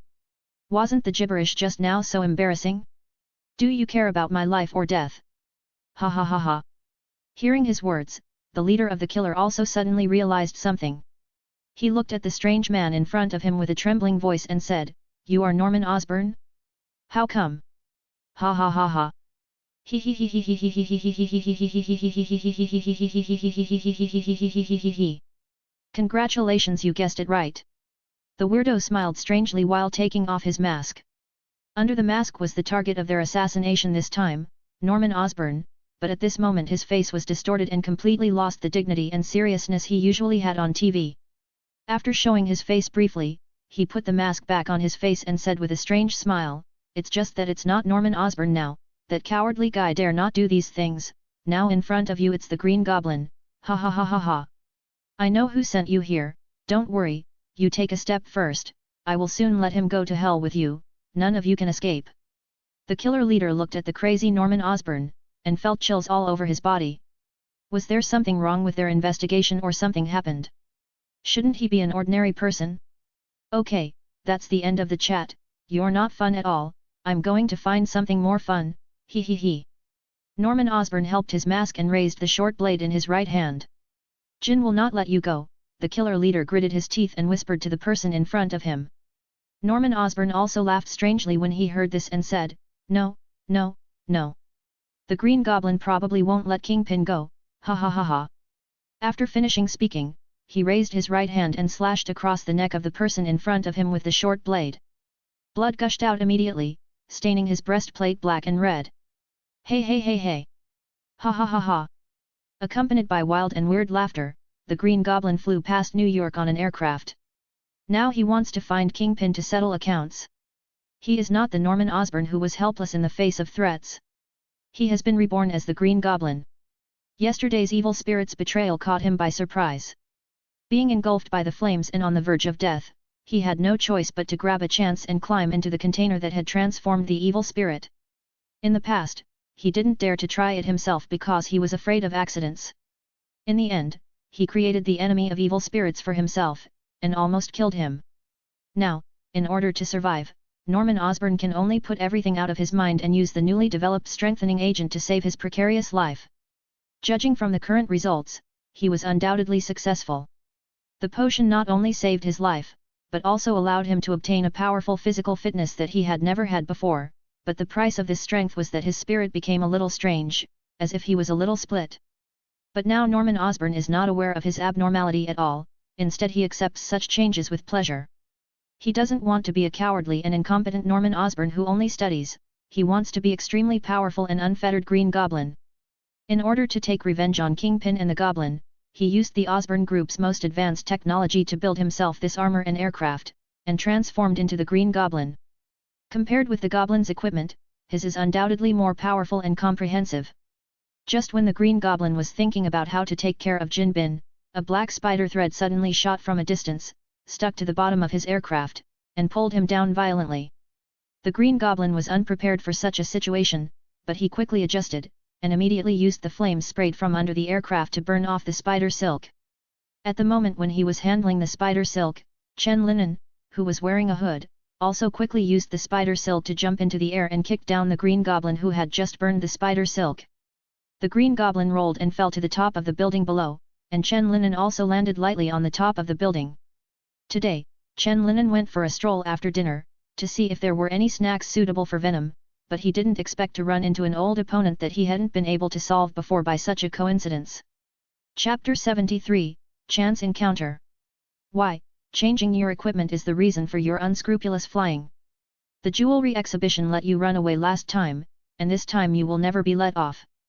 Chen Linen looked at the evil ghost who had changed his appearance in front of him and said coldly. Said. The Green Goblin quickly realized when he heard the words.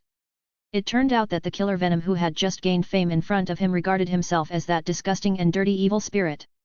He waved his hand to let the aircraft return to him, and then said to Chen Linen with a weird smile, He he he he he. I'm not that trash, I'm the Green Goblin. He he he he. Although I really want to have fun with you, but I am busy killing other people now. Next time I will come to you, cut off your head and keep it. Speaking of this, the Green Goblin continued excitedly, I've seen reports about you, and I like your style very much. I can't wait just thinking about it, he he he he. Listening to the weird man in front of him who called himself the Green Goblin, Chen Linen felt like he was hallucinating. He actually admitted so generously that he wanted to kill other people. It's not incomprehensible for Chen Linen just like this, after all, appearing in New York City with such an outfit is more or less mentally abnormal. The key is that he actually wanted to keep his own head.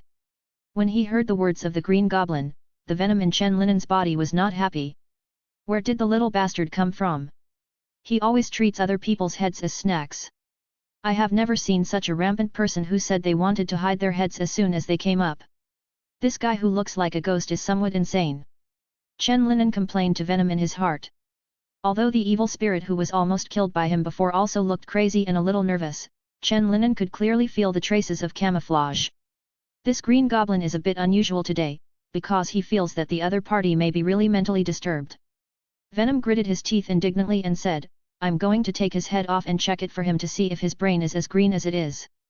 Although Chen Linen communicated with the Venom, his movements did not stop, and he immediately shot out another web of spider silk to cover the Green Goblin. Seeing this, the Green Goblin turned over and jumped onto the flying machine, dexterously avoiding the enveloping net. When he jumped onto the aircraft, Chen Linen also used his legs to jump directly from the roof to the Green Goblin's aircraft. Hey hey hey! How stupid, how could I let you step on my aircraft? The Green Goblin taunted Chen Linen while changing directions in the air, and Chen Linen broke through the air. But at the same time that the Green Goblin was avoiding Chen Linen in midair suddenly stretched out a few tentacles from behind, directly wrapped around the Green Goblin's body, and pulled himself onto the aircraft in an instant. After landing on the aircraft, he bent his fingers into claws, and began to output his latest silky combo against the Green Goblin. I saw the aircraft flying at high speed over New York, and at the same time, Chen Linen's claws were constantly catching sparks on the Green Goblin's armor, leaving traces. What is the material of his claws? How could they be so sharp? The Green Goblin was secretly surprised while parrying Chen Linen's attack. His armor was made of a special material that was both lightweight and highly defensive. Will be traced so easily. Chen Linen was also thinking to himself at this moment, this armor looks ordinary and a bit ugly, how can it have such a strong defensive power? While fighting the Green Goblin, he became very interested in the armor on the opponent's body, thinking that he could study the armor carefully after finishing the man. Although the Green Goblin's physical fitness has been greatly improved, he was just an ordinary person before, and his fighting skills were not as good as Chen Linen's, so he was also struggling very hard at the moment. The defense of the armor was being gradually broken, and the tentacles of the Venom in front of him firmly fixed the opponent on the aircraft, making it impossible for him to throw off the opponent through various flights. The most important thing is that the two of them are so close, his most powerful pumpkin bomb can't be used at all, and the guns on the aircraft have never been designed to shoot in their direction. Under such an embarrassing situation, the frequency of the Green Goblin's eerie laughter also gradually decreased, which made the Venom can't help shouting in Chen Linen's body triumphantly. Ugly green monster! You still want to covet our heads, see how I will tear you apart! Venom screamed. Puff! A few bloodstains protruded from the Green Goblin's chest, and his solid breastplate was finally broken. Damn! The situation is not good. The defense was broken, and the Green Goblin was extremely anxious. He had completely lost the madness at the beginning, and realized how difficult the opponent in front of him was. Your turtle shell is not that hard. Chen Linen said coldly, and then transformed his right hand into a sharp awl, preparing to penetrate the Green Goblin's heart with one blow. The armor's defense had been broken, and he had nothing left to fight with. Stop this attack! When the Green Goblin saw the stabbing attack, he hurriedly grabbed Chen Linen's wrist to prevent further damage. Then, at the moment when Chen Linen's right hand was temporarily grabbed, his mask's mouth suddenly opened, and then a gust of nerve drug gushed out, straight to Chen Linen's face. Chen Linen, who had his right wrist grabbed, was going to continue piercing the Green Goblin with his left hand, but he didn't expect such a sinister trick to strike, and he couldn't dodge for a while and was sprayed in the face. Chen Linen, who was sprayed by the drug, was in a daze. He was swaying on the rapidly flying aircraft. If the tentacles on his body were not still holding the aircraft tightly, he might have fallen. Hey hey hey! Since you like this aircraft so much, I'll give it to you for free. The Green Goblin made a decisive decision after seeing the sneak attack, jumped off the speeding aircraft, rolled and landed on the ground. On a building in the distance. The moment he left the aircraft, he hastily pressed the self-destruction button on his wrist, causing the entire aircraft to heat up and expand rapidly, and then gorgeous flames rose with a bang. After Chen Linen was successfully attacked, he fell into a chaotic state of consciousness.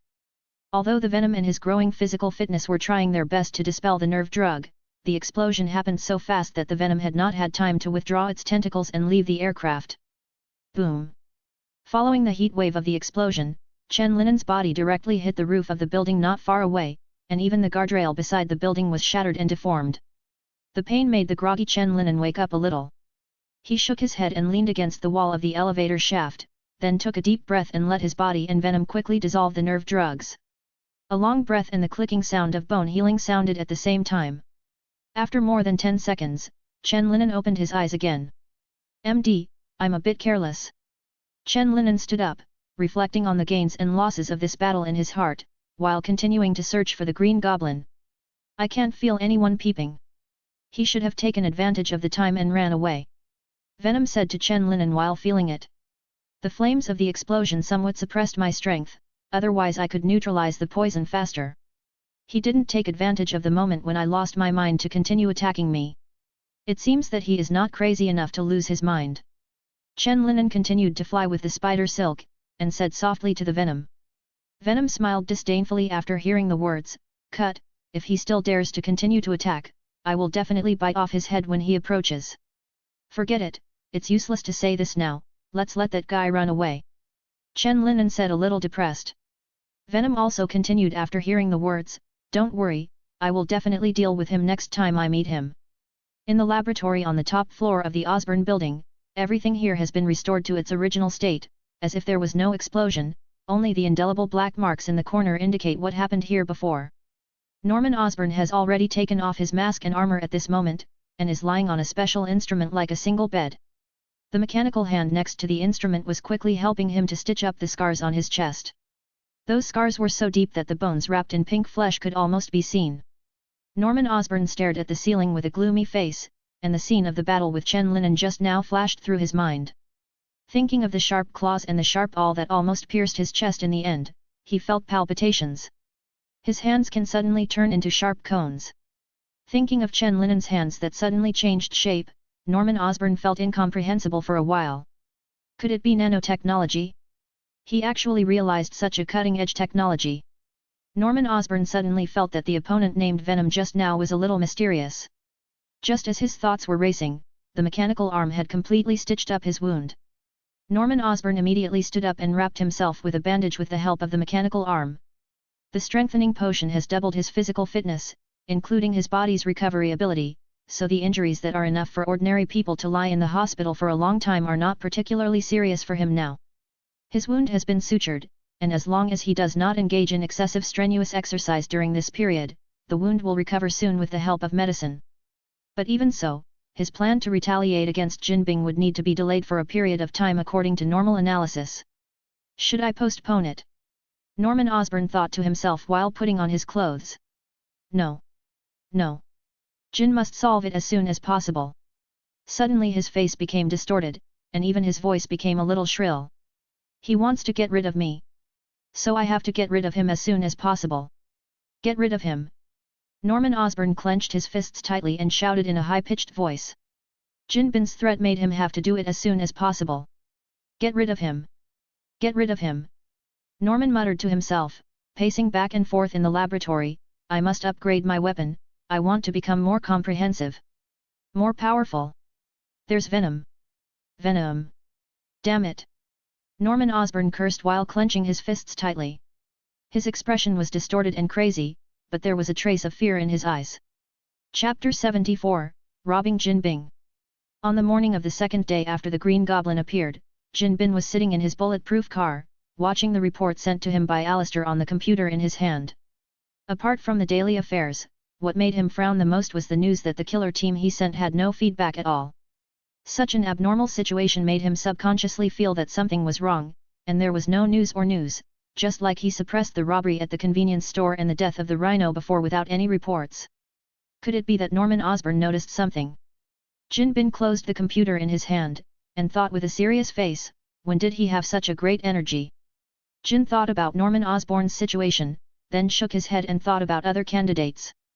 In his opinion, this matter cannot be done by Norman Osborn. Norman Osborn is just an ordinary person, at most he can add a prefix of scientist and entrepreneur. He has absolutely no way to make so many people disappear. While Jinbing was frowning and thinking about what was going on, a strange and presumptuous laugh suddenly came from outside his car.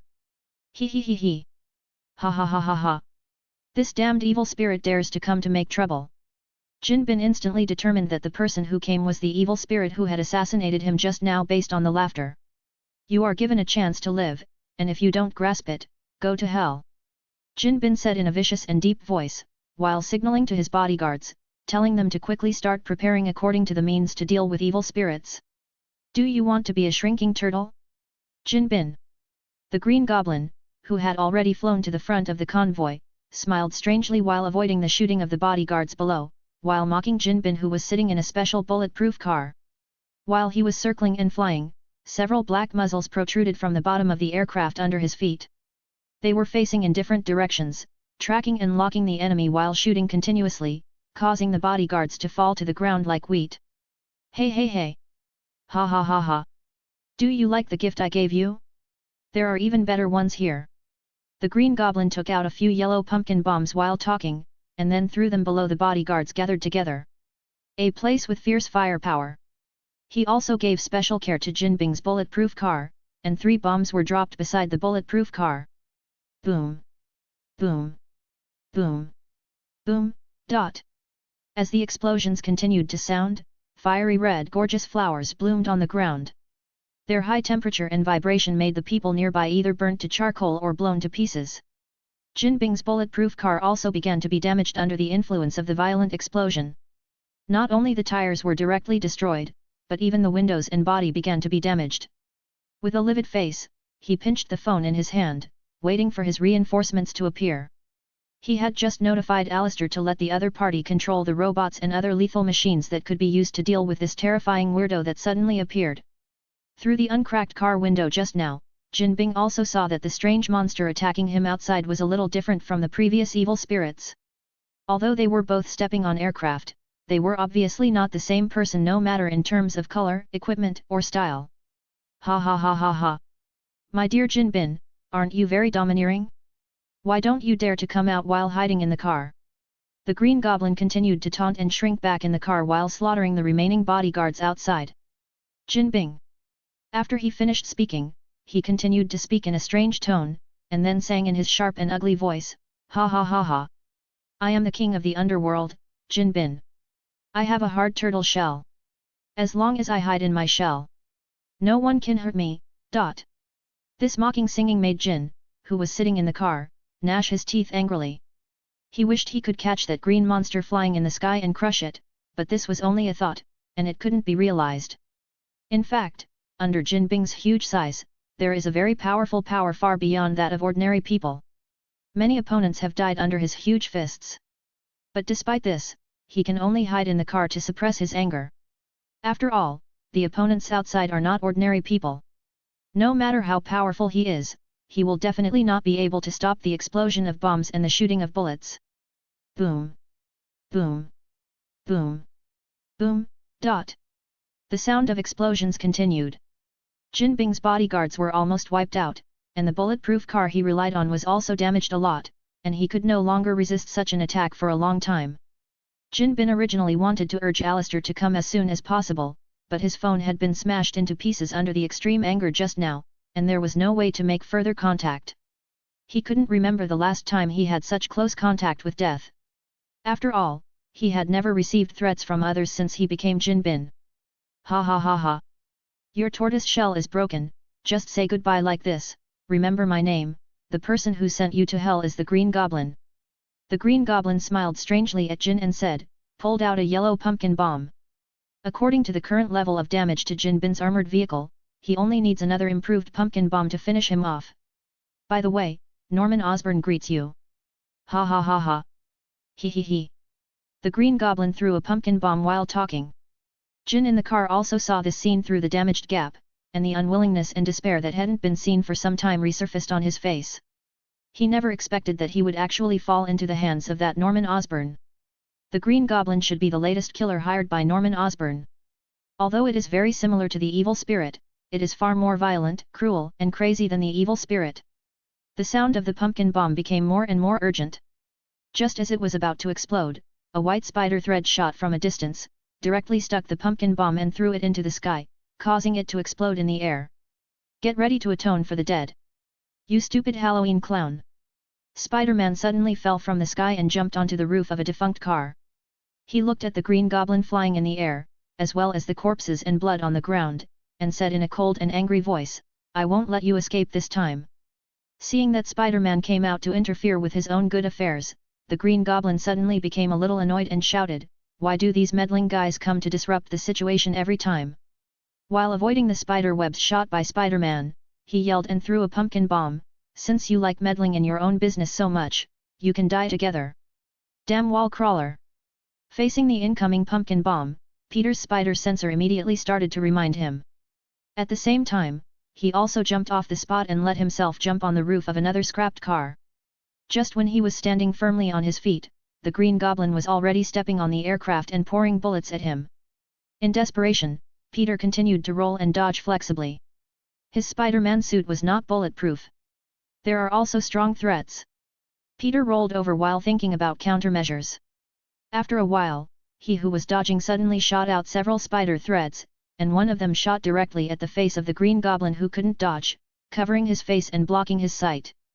Such a situation caused the Green Goblin to temporarily lose his sight for a few seconds. Taking this opportunity, Peter jumped up and landed on the Green Goblin's aircraft, ready to fight him personally. After all, the advantage of the enemy is that he can fly the aircraft, which is more flexible and difficult to control. Now he directly faces the opponent to make up for this part of the gap, as long as he uses strength and skills to suppress the opponent. At the same time Peter jumped on the aircraft, the Green Goblin also removed the spider silk sticking to his face. Seeing the sudden appearance of Spider-Man, instead of being panicked or surprised, he began to laugh wildly. Hey hey hey! You really are. I will also use this trick, but now it is no longer effective. When Peter heard the Green Goblin's words, he felt a little bad. At the same time, his spider sensor also began to feel, but before he subconsciously started to dodge, a strong current passed through the aircraft under his feet. The sudden electric shock twitched the unsuspecting Peter, and the Green Goblin also took advantage of the stunned state that the electric shock left him in. He hit Peter's head hard by pinching his neck. Peter, who was already distracted by the electric shock, was even more dizzy under the Green Goblin's powerful and heavy fist attacks. He instinctively raised his hands to defend, but unfortunately, the weak block could not withstand the Green Goblin's fists. Hey hey hey! Since you like riding my flying machine so much, then I will let you experience the fun that you can only experience once in a lifetime, as a reward for you, ha ha ha ha ha! The Green Goblin smiled and grabbed Peter's neck, lifted him up from the aircraft. Farewell! You hateful wall crawler! He he he he! After speaking, the Green Goblin threw Peter, who was carrying it, directly from the height he had just ascended to, causing him to fall into a pulp. Chapter 75, Seriously Injured Peter and Soft Kimping. After he was done, he didn't stay any longer, but flew directly to the vehicle where Jin Bin was, wanting to continue the sanctions and trial that had just been interrupted by Spider-Man. Ha ha ha ha! Let's continue the game just now. The Green Goblin threw a pumpkin bomb under Jin Bin's bulletproof car while talking. Boom! The bulletproof vehicle had been exploded and shattered under the attack of this bomb, and turned into a pile of broken copper and iron that scattered with a bang. The Green Goblin also showed a satisfied smile when he saw the bulletproof car that exploded, but his smile froze within a few seconds, because he didn't see the huge body that should have died inside. This situation only shows one thing, that is, Jin took advantage of the moment when Spider-Man was entangled with him and slipped away. Ah! Damn it! The Green Goblin was circling in the air to search for Jin Bin's voice while roaring shrilly, but the result disappointed him because he could no longer see Jin Bin's figure at all, but some police cars were speeding towards him from a distance. While the Green Goblin was hovering in the air, screaming and cursing to vent his anger, Peter, whose head mask was somewhat smashed, was lying on the bottom of the aircraft and moving slowly. The next second, Peter suddenly attacked from behind the Green Goblin and kicked him off the aircraft.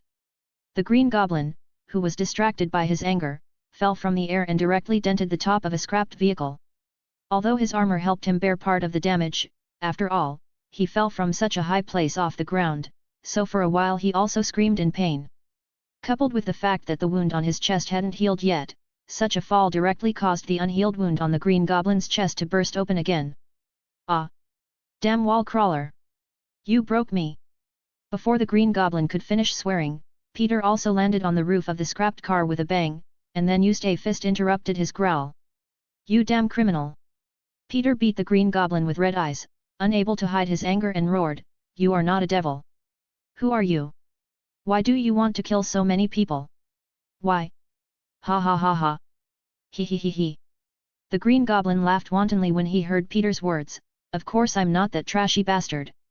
I'm the Green Goblin! He he he he! Bang! Just as the Green Goblin smiled and spoke, the angry Peter punched him in the face again. Oh poor Spider-Man, if you had come earlier, I might not have killed them all. Looking at the angry Peter, the Green Goblin couldn't help stimulating his heart with more sharp and sarcastic words. Asshole! Although the Green Goblin's words were very clumsy, the damage to Peter at this moment was indeed extremely powerful.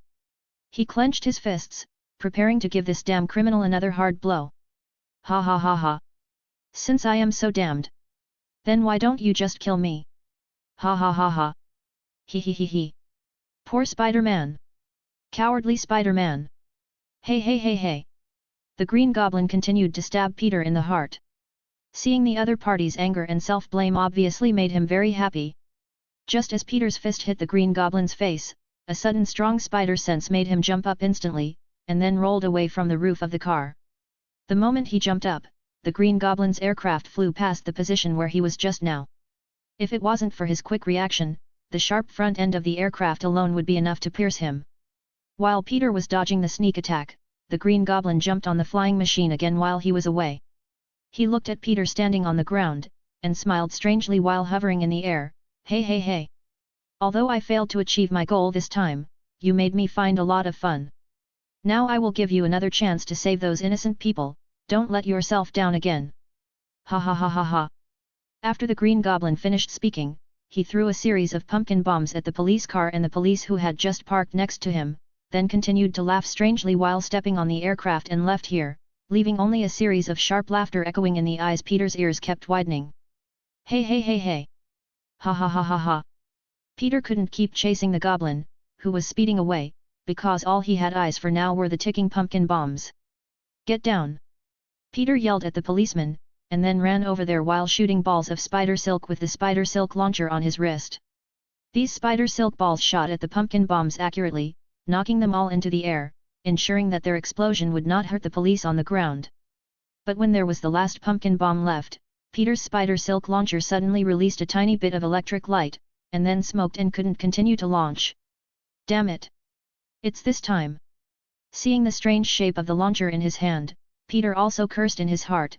The electric shock just now must have short-circuited my spider silk launcher. It was almost there. There was only the last pumpkin bomb left, and Peter had already made a decision in an instant. Accompanied by the more and more rapid beeps, he ran with all his strength, and finally caught the pumpkin bomb with his hand at the last one. Boom! Dot!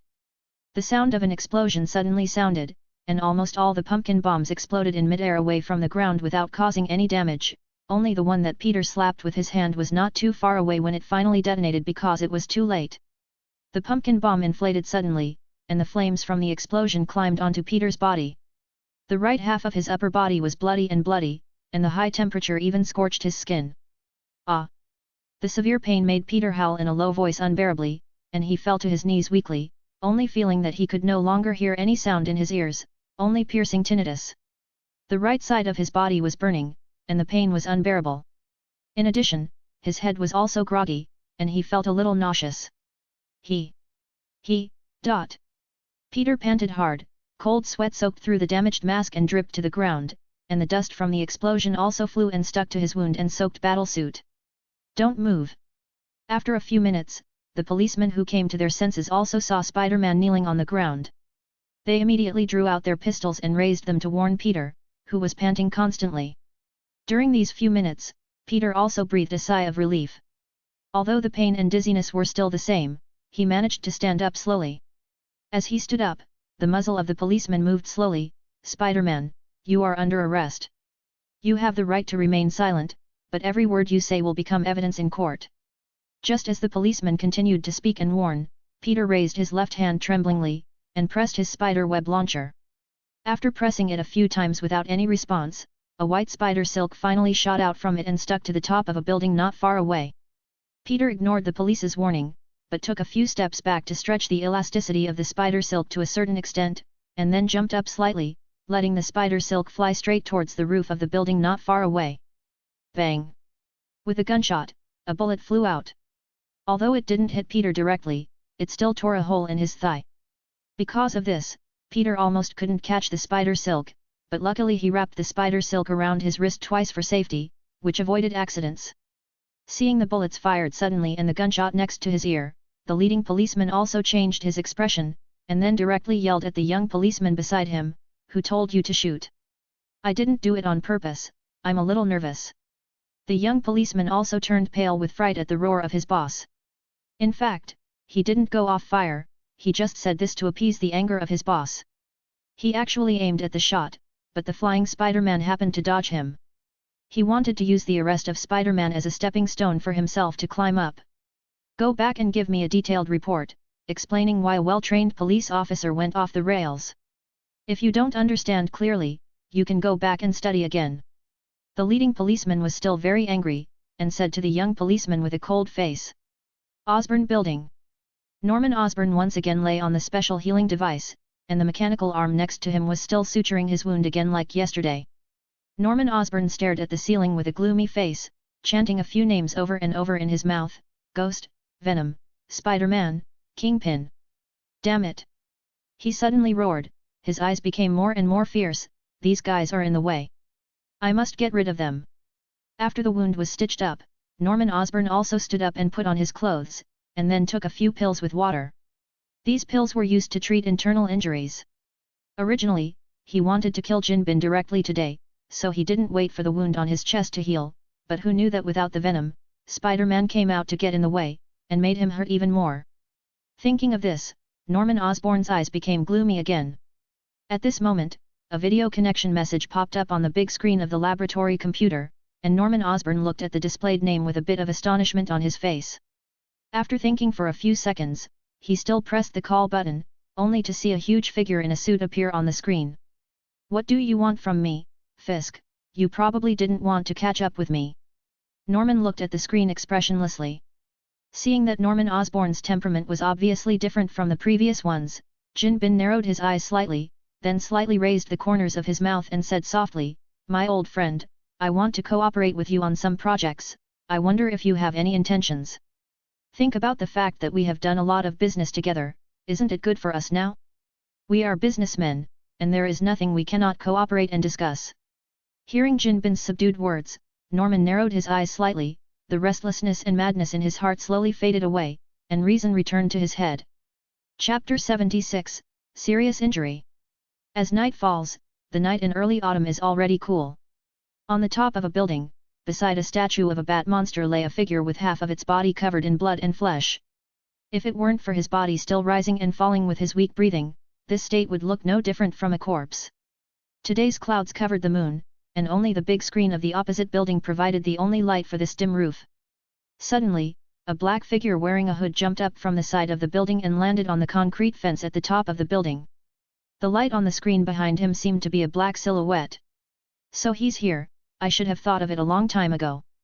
Chen Linen murmured softly, jumped off the fence and came to the top of the building, walking towards the lying figure over there. After all, this idiot's old friend Bruce is here. Venom responded. After finishing speaking, it looked at Peter on the ground with some contempt and said, It's a shame that greenhead was hurt like this. Didn't we fail to get rid of him last time and let him run away? Why did he turn into a greenhead? Chen Linen responded to Venom while spraying black spider silk on Peter's exposed skin. Venom snorted and said, If that guy hadn't been playing tricks, we would have knocked his head off.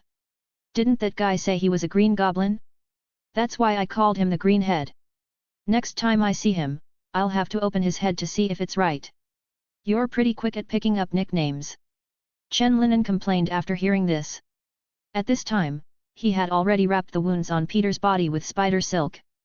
After all, spider silk was antibacterial and breathable, and could act like gauze. Then he put Peter in a temporary hammock-like cobweb, and then carried Peter around the buildings. Poor Spider-Man Peter Parker, who suffered such serious injuries but could only lie on the top of a cold building. If Chen Linen hadn't found him in time, there would probably be no Spider-Man in the world after another night. The battle and tragedy this morning have been urgently reported on TV media and newspapers in the fastest possible time. The Green Goblin's vicious, weird, and brutal style has already become famous in New York and even the beautiful country. After all, it was piled up with dozens of human lives. Chen Linen was also very worried about Peter after seeing the news, because he also knew that Spider-Man's equipment was ordinary except for the spider web launcher. If he was hit by the Green Goblin's pumpkin bomb at close range, the injury would definitely not be minor. He has witnessed the power of the pumpkin bomb. To be honest, Spider-Man's physical fitness is relatively good. If it were an ordinary person, he would probably be in the box now. For safety and privacy, Chen Linen could only take Peter back to his home. However, in order to prevent his identity and other information from being leaked, Chen Linen wrapped Peter's eyes with spider silk, making him temporarily blind. Chen Linen placed Peter on the floor of the guest room, then took off the spider silk he had just wrapped and applied medicine. Oh, really, I didn't expect that the person I was taking care of for the first time in 2 lives would be a man. Chen Linen thought helplessly in his heart while disinfecting Peter's injuries. By the way, can you help his body heal like you heal mine? Chen Linen asked Venom as if he remembered something while taking the medicine. Venom rubbed his chin and said, "Mom, I'm not too sure about this. After all, your body is quite special. I used to be able to get into his body to help him recover. How about giving it a try?" Chen Linen looked at the Venom and stopped moving his hands. If the Venom can heal others, then he can save some trouble. Otherwise, considering the degree of Peter's injury, even including his superhuman physique, it will take a long time to recover. Then try. The Venom turned into a black liquid while talking, one end on Chen Linen's body, and the other end got into Peter's body. After a while, something miraculous happened. Chen Linen heard the broken bones in Peter's body being slowly put back together. After a while, the Venom came out of Peter's body, all retracted into Chen Linen's body, and then condensed into a black head on his shoulder a moment later. Venom stretched out his long scarlet tongue, drooping his pale eyes and said weakly, "It's too much effort. I just used up almost all of my energy, but I can only heal his bones and part of his internal organs." Sure enough, the situation changed after we were united. It should be related to your mental power. Venom took a piece of chocolate from the table and analyzed it while biting it. It should be your mental control over yourself. The stronger I am, the more freedom I have. Chen Linen also groped his chin and thought after hearing this. It seems that there is another benefit to grasping his mental power as soon as possible. How about this? You can eat your chocolate casually today to replenish energy. We need to heal him as soon as possible. Chen Linen looked at the Venom and said. Unexpectedly, Venom was not very happy when he heard the words. He just curled his lips and said, "Even if I eat chocolate, I will consume all the energy to heal this idiot on the ground. I'm like a porter. I didn't get any benefits at all. No, I'm not as good as a porter. Porters still have wages." Hearing Venom's complaint, Chen Linen also fell silent. After a moment, he said to Venom again, "Tell me, is there a possibility? I don't know exactly how much energy you need, so you can completely consume it at the scheduled time. Basically, keep some more energy for yourself." Venom was also stunned when he heard this. Yes, why didn't he expect it? Stop talking, it's already too late. Don't you often say that you are a special life form, how much higher than human beings, and how can you react so slowly? Chen Linen interrupted the Venom very mercilessly, and by the way and mocked it. When Venom heard this, his head suddenly became angry a few times. What are you talking about? This is obviously because humans are too cunning. Seeing the Venom inflating like a balloon, Chen Linen also winked at the Venom and said with a smile, "Hey, it's just a joke, look at why you are still anxious. Don't worry, I will let you eat as much chocolate as you want after your treatment is over." Venom is also a little angry at this time, but he feels that he has to seize the opportunity to get full of chocolate again, so he can only hold his breath with his head wide. Humph! Humans are so cunning. Venom muttered dissatisfiedly, and then entered Peter's body with full energy, and began to help him repair the remaining damage. After a long time, Venom repeated the previous operation again and again. When the sky outside lit up, the Venom came out of Peter's body again panting, and then plunged into the pile of chocolate beside him to replenish his energy. Seeing that the injuries on Peter's body had basically healed, Chen Linen also nodded and sighed, "It seems that the treatment is finally over, and I'm a little tired from sitting."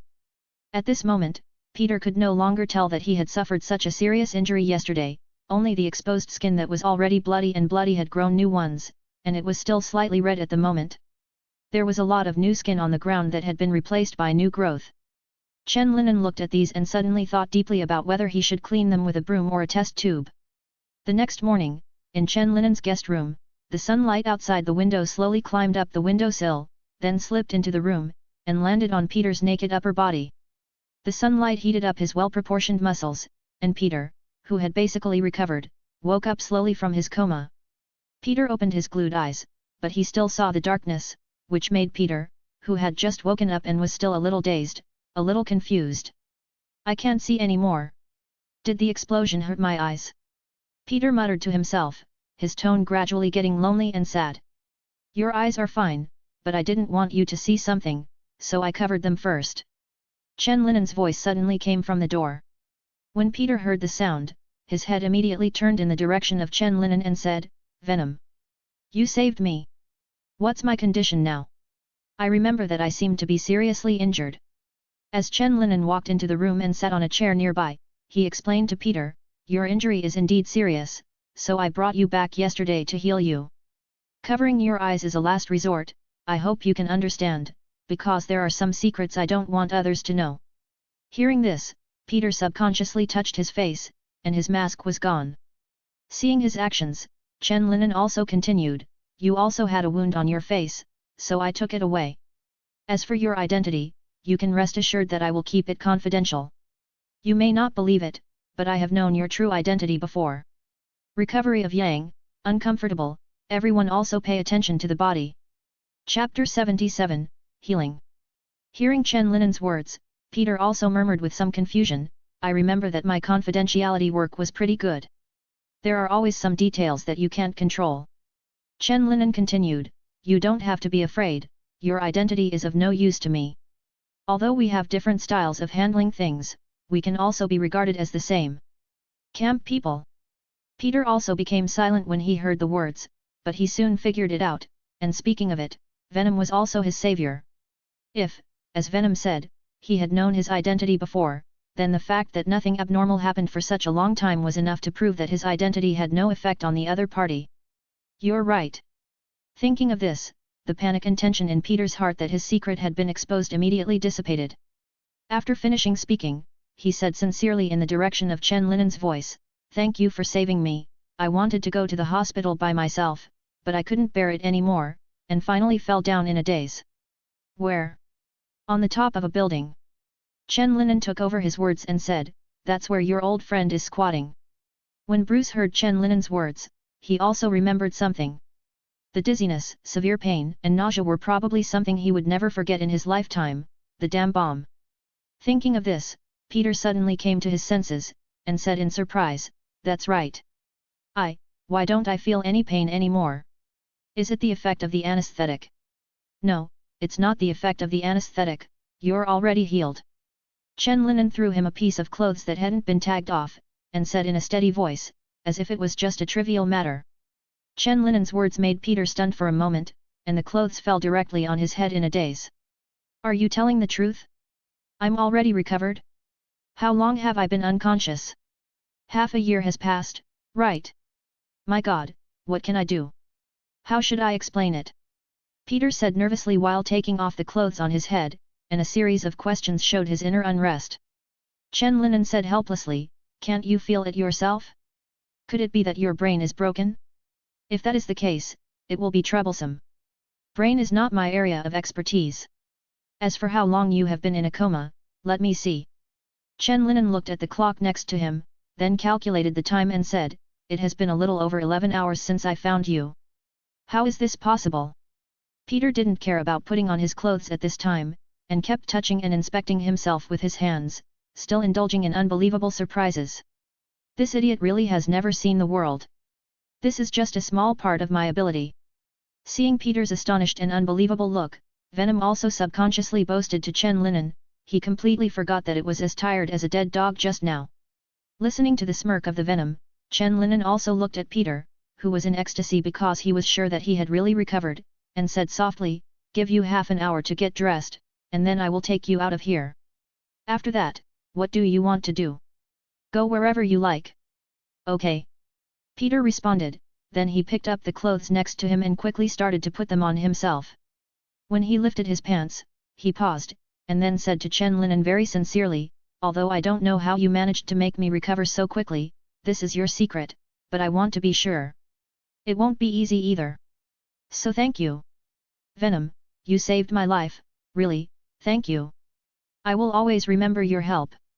Peter put on his pants, opened his hands slightly and wanted to hug Chen Linen, but after a pause he bowed deeply instead and expressed his sincere gratitude. He couldn't imagine how poor Aunt May would continue to live alone if he really died. Hearing this, Chen Linen also smiled and waved his hand and said, it is a good quality to try to help others within your ability. This is what someone once told me. And maybe there will be an opportunity for you to help me in the future. I will do my best. Peter also nodded solemnly to Chen Linen upon hearing this. Although his eyes were still wrapped in spider webs, he could still probably sense which direction Chen Linen was standing in. After all the previous events, Peter had already changed his impression of Venom, knowing that he was not a perverted murderer who only knew how to kill.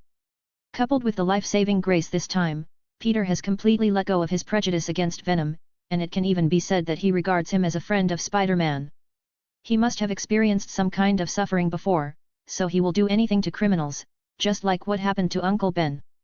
Peter thought to himself, and walked slowly out with Chen Linen. He was like this for a while, but then he found a path that suited him better. After opening the door, the warm sun shone on them. Although Peter's eyes were still dark, he could feel the coolness from the morning breeze and the warmth of the sun on his body.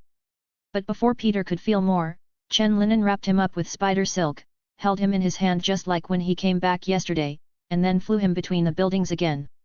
Although Peter's injuries had all recovered, Chen Linen still didn't like holding a big man flying around in his arms. It was too strange, so he put it in his spiderweb pocket like yesterday. Soon Chen Linen and Peter arrived at the top of the building where the bat statue Bruce was. After he put Peter on the top of the building, he stood up and said softly, "Wait for a few seconds after I leave to uncover the spider threads on your eyes." "Okay, no problem." Peter climbed out of the cobweb and stood up while giving an okay gesture to Chen Linen to show that he understood. "Very good, then see you next time." Chen Linen nodded, then turned over and jumped off the roof. Peter also slowly took off the spider silk wrapped around his eyes a dozen seconds after hearing the movement. The strong sunlight made Peter's eyes, which had been blindfolded for a long time, a little uncomfortable. He squinted his eyes to adapt for a while, and then opened them completely. Looking at the sunny weather and feeling the slightly cold autumn wind, Peter also took a deep breath, with a slight smile on the corner of his mouth. "Venom is such a good man, he helped me again, what do you think, Bruce?" Peter touched the head of the bat statue and said softly with a smile. The next second, the smile on the corner of Peter's mouth froze suddenly, and he remembered that he seemed to have forgotten something. Oops! Aunt May must have been so worried last night. I have to go home quickly, and I'd better think of another reason on the way. Peter, who realized what he had forgotten, instantly became anxious. He just wanted to use the spider silk to fly back home quickly, and then he raised his hand and suddenly remembered that his spider silk launcher had been scrapped, so he had no choice but to find the elevator. "I hope there is a public phone down there. I have to make a call first to report that I am safe." Peter looked anxiously at the number that kept dropping in the elevator, and suddenly thought of another way. But after touching his pockets, he realized that the clothes on his body were new clothes bought by Venom, and his old clothes were entangled with spider silk on a tall building. He has nothing to do without the spider silk and the battlesuit. Go get it, or it will be over if someone takes a picture of it. Forget it, I can only run home quickly.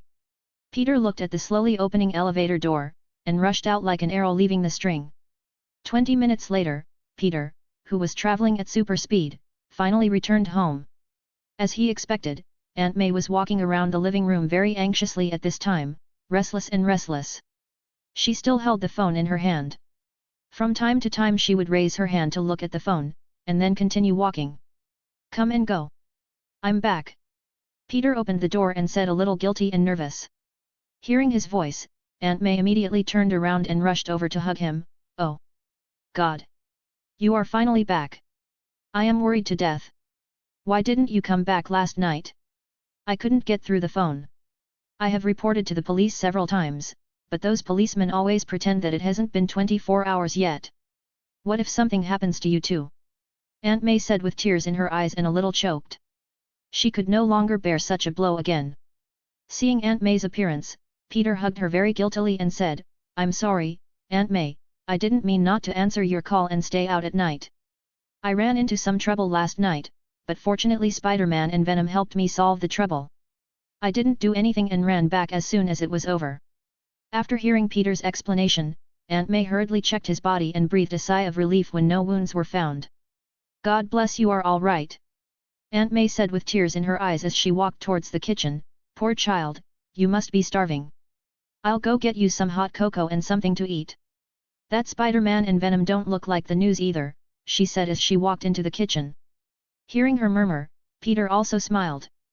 Spider-Man had been depressed for a long time when his aunt misunderstood him. Fortunately, his injuries have fully recovered. If his aunt had seen him look like yesterday. Peter shook his head as he thought about it, that was something he never wanted to see in his life. Thinking of this, Peter became more grateful for Venom. Chapter 78, The Party. New York is still brightly lit at night. There are many luxury cars parked at the entrance of a very high-end hotel. The receptionists at the entrance are coming and going. Some of the vehicles of future visitors are settled, and others are going upstairs to meet these people. Go up. A Bentley stopped in front of the hotel.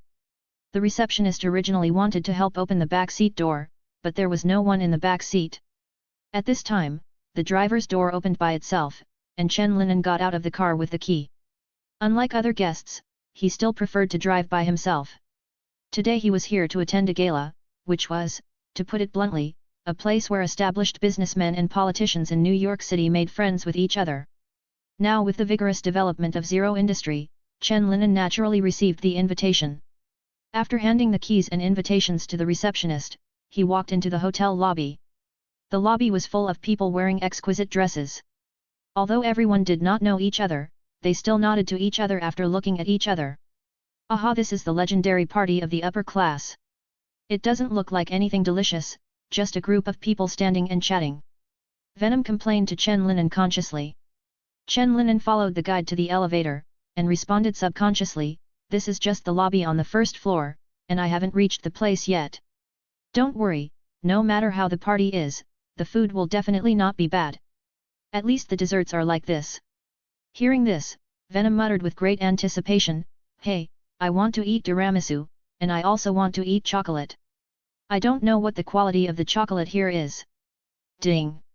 As the crisp reminder sounded, the elevator door slowly opened, and after walking through the magnificent aisle, the bright and exquisite banquet hall came into view. There weren't many people inside, but there were quite a few. They were gathering in twos and threes and chatting with each other while holding wine glasses. Chen Linen looked around, and accurately found the dessert area that Venom had been thinking about all along. This sweet smell really makes me happy. Let's have some chocolate for an appetizer. Venom formed a mouth in Chen Linen's palm, and tasted the chocolate very secretly. Although eating like this is not as refreshing and fulfilling as usual, but after all there are so many people, it is better to keep a low profile.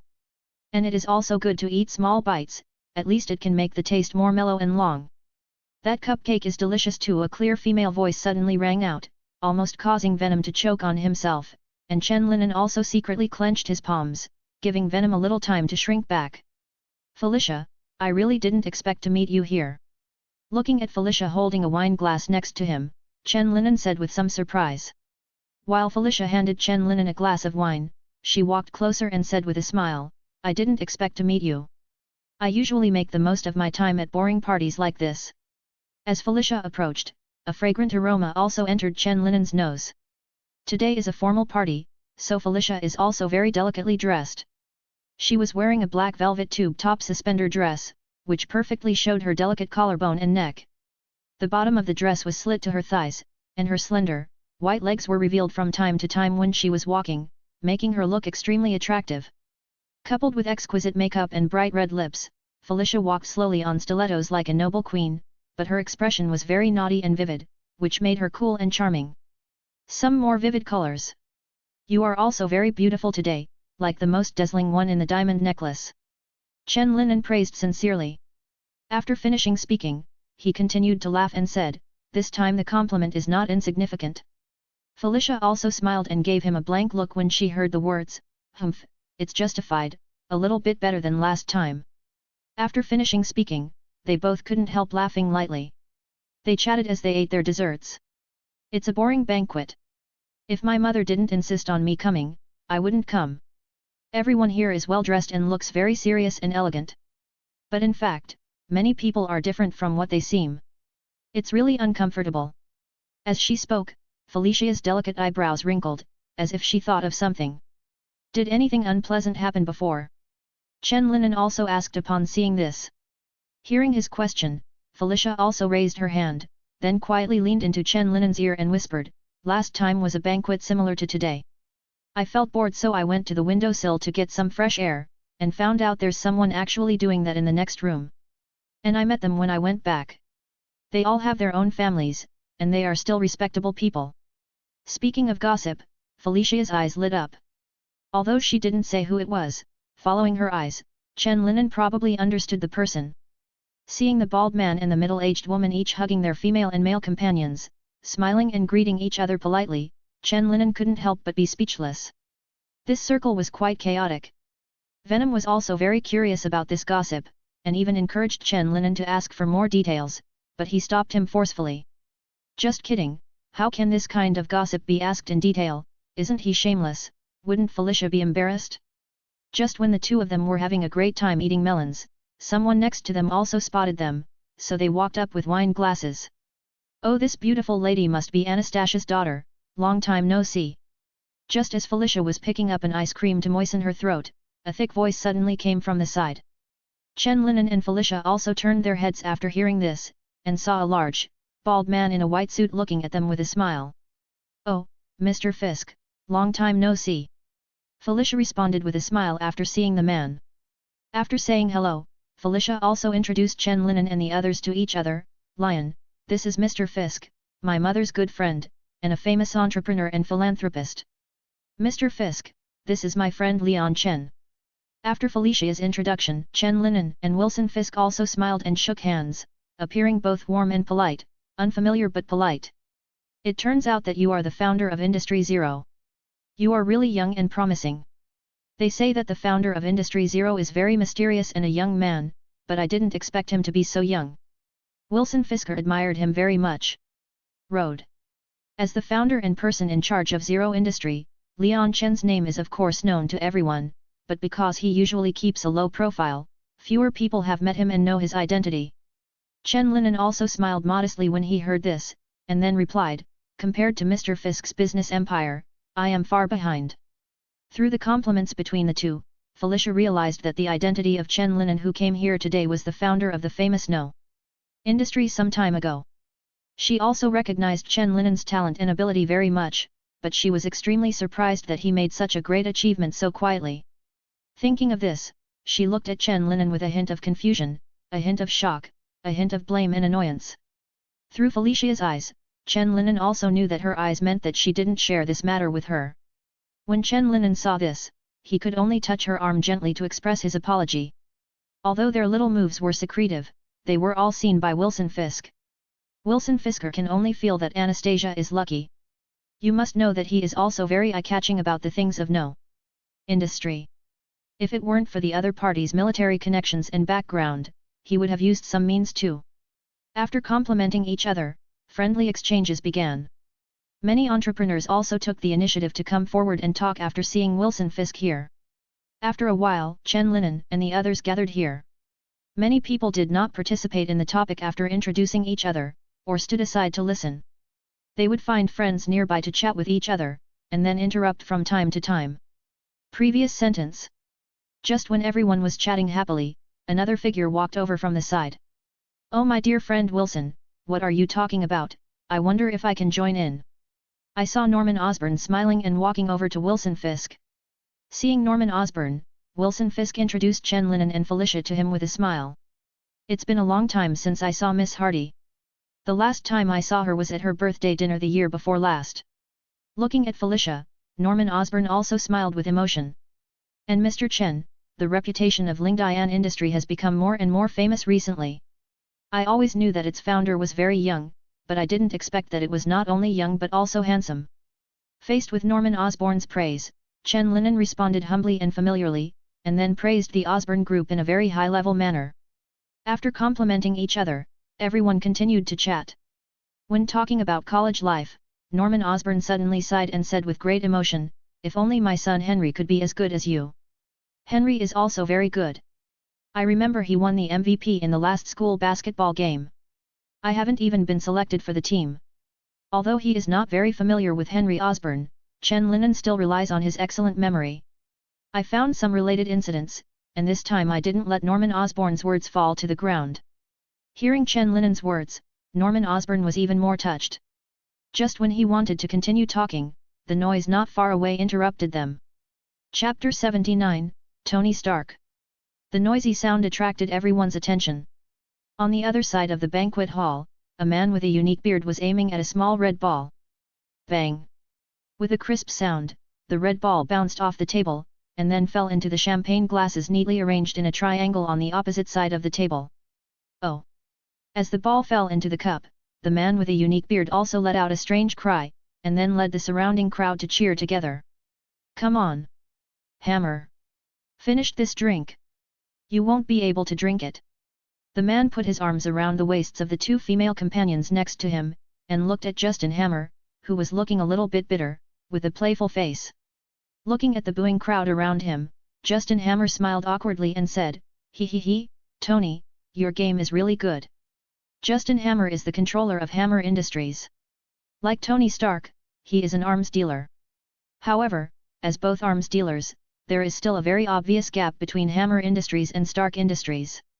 This is well reflected in the popularity of the two of them. My game is really good. This game is just one aspect. There are other games that I am better at, but it's just not suitable for you to show them here.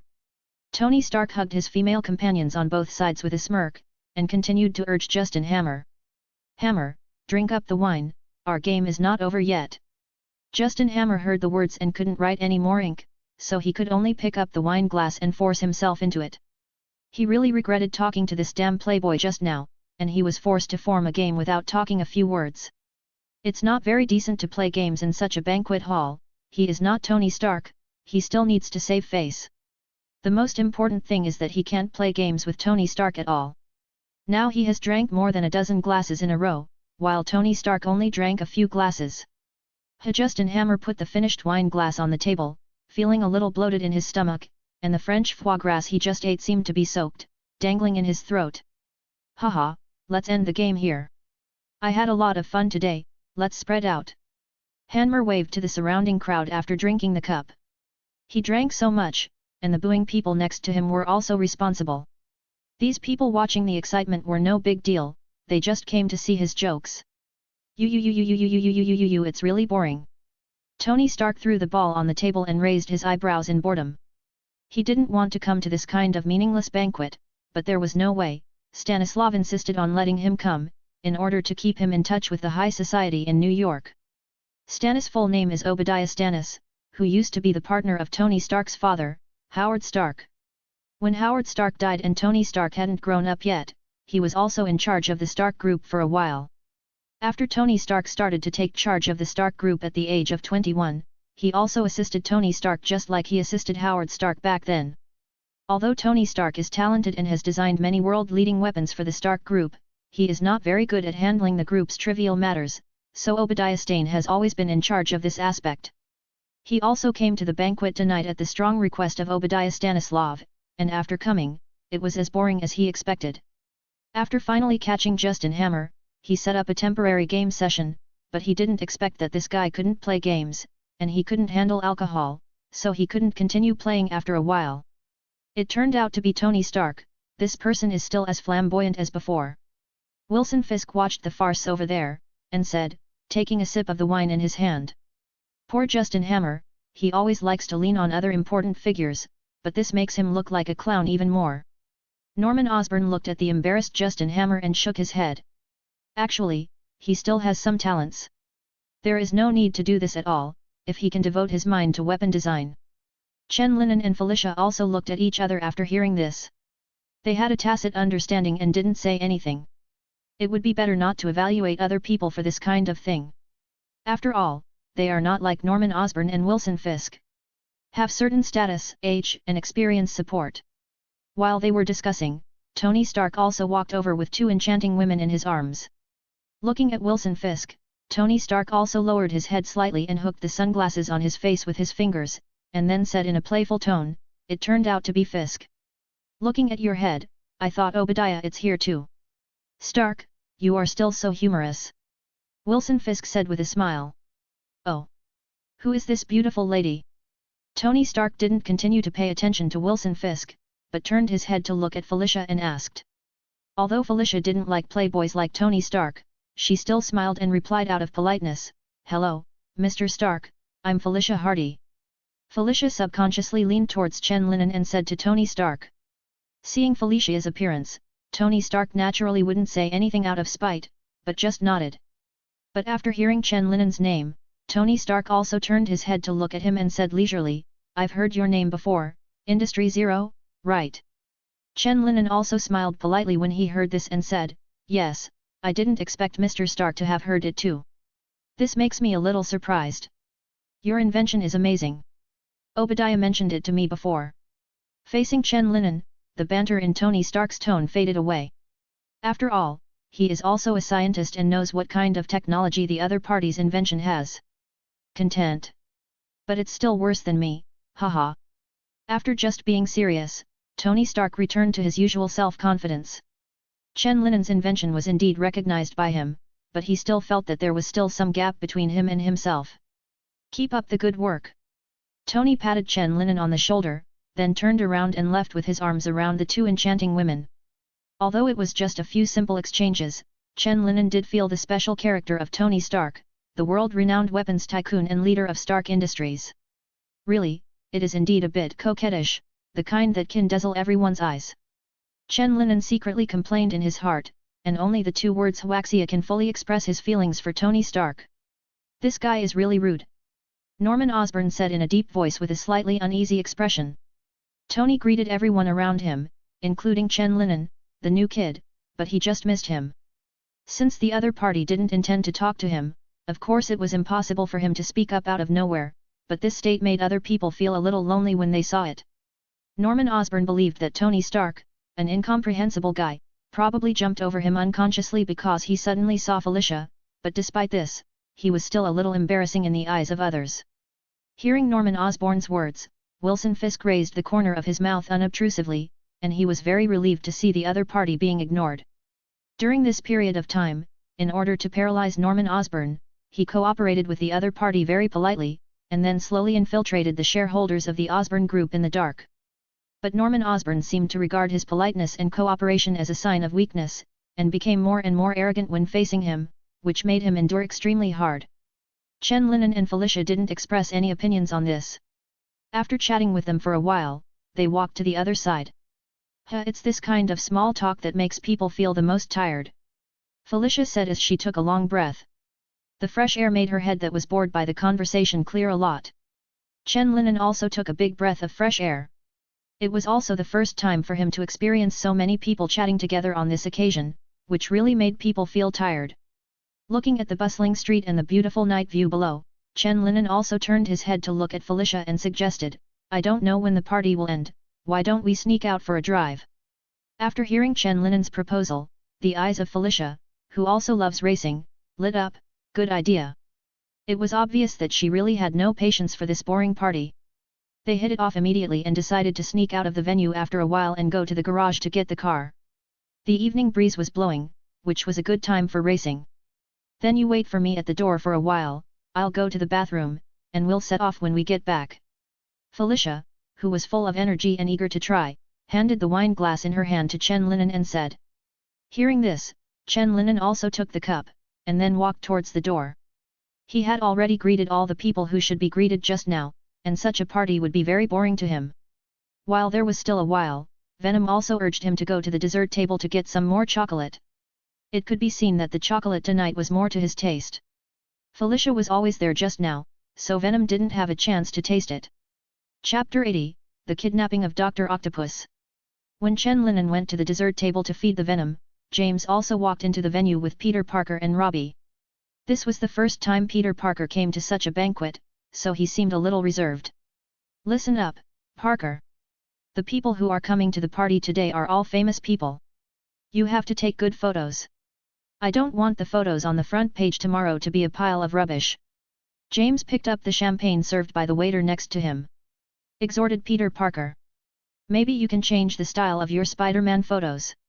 The style of today's party is different from that of the wall crawler. Peter is completely immune to James' words like wall crawlers. After all, if he really cares so much, he will have a hypertensive cerebral hemorrhage within 2 days. He raised the camera in his hand and said confidently, No problem, sir, I am an all-rounder. I can take good photos of people and landscapes. Robbie next to him patted him on the shoulder and said to James, Peter is the best photographer in our newspaper office. James must have confidence in him. James snorted and turned his head when he heard this, and then walked inside and said, I hope so. I'll go say hello to them first, and you can wander around as you like. Looking at James's back, Robbie also smiled at Peter and said, I'm going to the bathroom. You can stroll around and have something to eat or a drink. No problem. After Peter said that, he started walking around the venue, and James would ask him to come over and take photos when needed. Say eggplant very good, finished shooting. Peter put down the camera and nodded to James. Originally, he was going to eat something, but before he took 2 steps, James called him over to take a photo. After taking the photo, he looked around and wanted to eat something. Just as he was still looking for where the buffet table was, a loud noise suddenly interrupted his train of thought. I saw that a big hole was blown out of one side of the wall and window of the banquet hall. At the damaged hole, several mechanical tentacles climbed up, leading a middle-aged man wearing sunglasses to the hall. Dr. Octopus stood on the ground, looking at the frightened people in the hall, with a sarcastic smile on his face. Good evening, you bright bastards. While he was talking to him, Phoenicia and Robbie, as well as several people who were using the bathroom, came out of the passage next to them. There was such a big commotion, of course they had to come and see what was going on. Dr. Octopus also saw Felicia beside him, with an evil smile on his face, and walked straight towards her. I really didn't expect you to deliver it to my door yourself. It saves me the trouble of looking for it again. One of his mechanical arms directly grabbed Felicia, who was trying to escape, and wrapped her up in midair. Robbie, who was not far from Felicia, hurried forward to stop him, but Dr. Octopus subdued him unceremoniously, and entangled him and lifted him up by the way. After arresting these 2 people, Dr. Octopus also threw 2 bombs while laughing wildly. I wish you good luck, stupid bastards. Tell the families of these 2 unlucky people, the great Dr. Octopus will contact you. They, hopefully, will have a ransom ready by then. Bang! The 2 bombs made a violent sound, shattering the things nearby, and some people who couldn't dodge were also blown away by the powerful air wave. When the smoke cleared, Dr. Octopus, who was standing here just now, had left with 2 hostages. From the time this strange guy stood on the floor of the living room to the time he left with the 2 hostages, the total time was less than 1 minute. Except for the surrounding guests, no one else realized what happened. What happened? James rushed here and asked the person next to him. Standing next to him was a woman who also had blonde hair and looked very capable and shrewd. This was Felicia's mother, Anastasia, also known as Mrs. Hardy. Just now she had been greeting the guests, and then discussed the future cooperation with an important partner. She didn't rush over until she heard a loud noise and ran into James halfway. A strange man just broke in here. He has 4 robotic arms and said he was Dr. Octopus. He took Felicia and Robbie away. A nearby guest who saw the whole process explained to James and Mrs. Hardy. Another middle-aged man next to him groped his chin and continued, the man with the mechanical arm should be Dr. Otto. I have seen him before, but for some reason, he suddenly became like this. He also said he would contact you and ask you to prepare a ransom. Otto. That damned guy actually took my daughter. Mrs. Hardy was also shocked when she heard the name Otto. She had funded Dr. Otto's laboratory before, but she finally cut off the funding because she couldn't see any results. She didn't expect that this damn guy would retaliate against her and kidnap her daughter.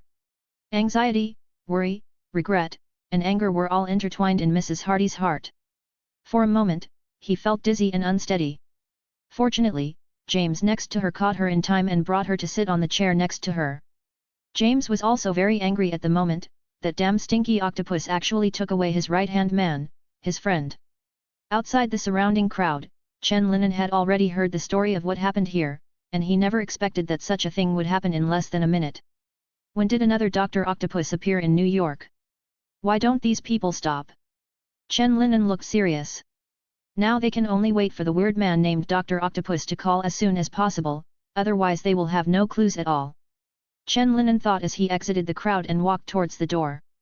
What he needed now was the identity of Venom. Peter in the crowd did not expect such an accident to happen, and he was also thinking carefully about how to deal with this matter. Thinking about it, he also gradually withdrew from the crowd, preparing to become Spider-Man to intervene in this matter. Lion? Why is he here too? He had just squeezed out of the crowd when he saw Chen Linen walking out of the hall. Peter scratched his head and turned around to the windowsill without having time to think about it. If Chen Linen was outside the hall, he had to avoid being seen. The attention of all the people present was concentrated in the middle, and no one noticed that the two of them left quietly. Don't worry too much, Anastasia. Otto's main intention should be money. He will definitely not hurt Felicia and Robbie now. It will not be good for both parties. James also sat on the chair, watching Mrs. Hardy next to him said. At this time, the anger in his heart gradually subsided, but Mrs. Hardy next to him was still very worried. For Mrs. Hardy, the most important thing is Felicia's safety, and the ransom paid is not an important thing. Mrs. Hardy was about to respond after hearing what James said, but at this moment the phone on the table rang suddenly. Seeing the phone ringing, everyone's eyes were focused there.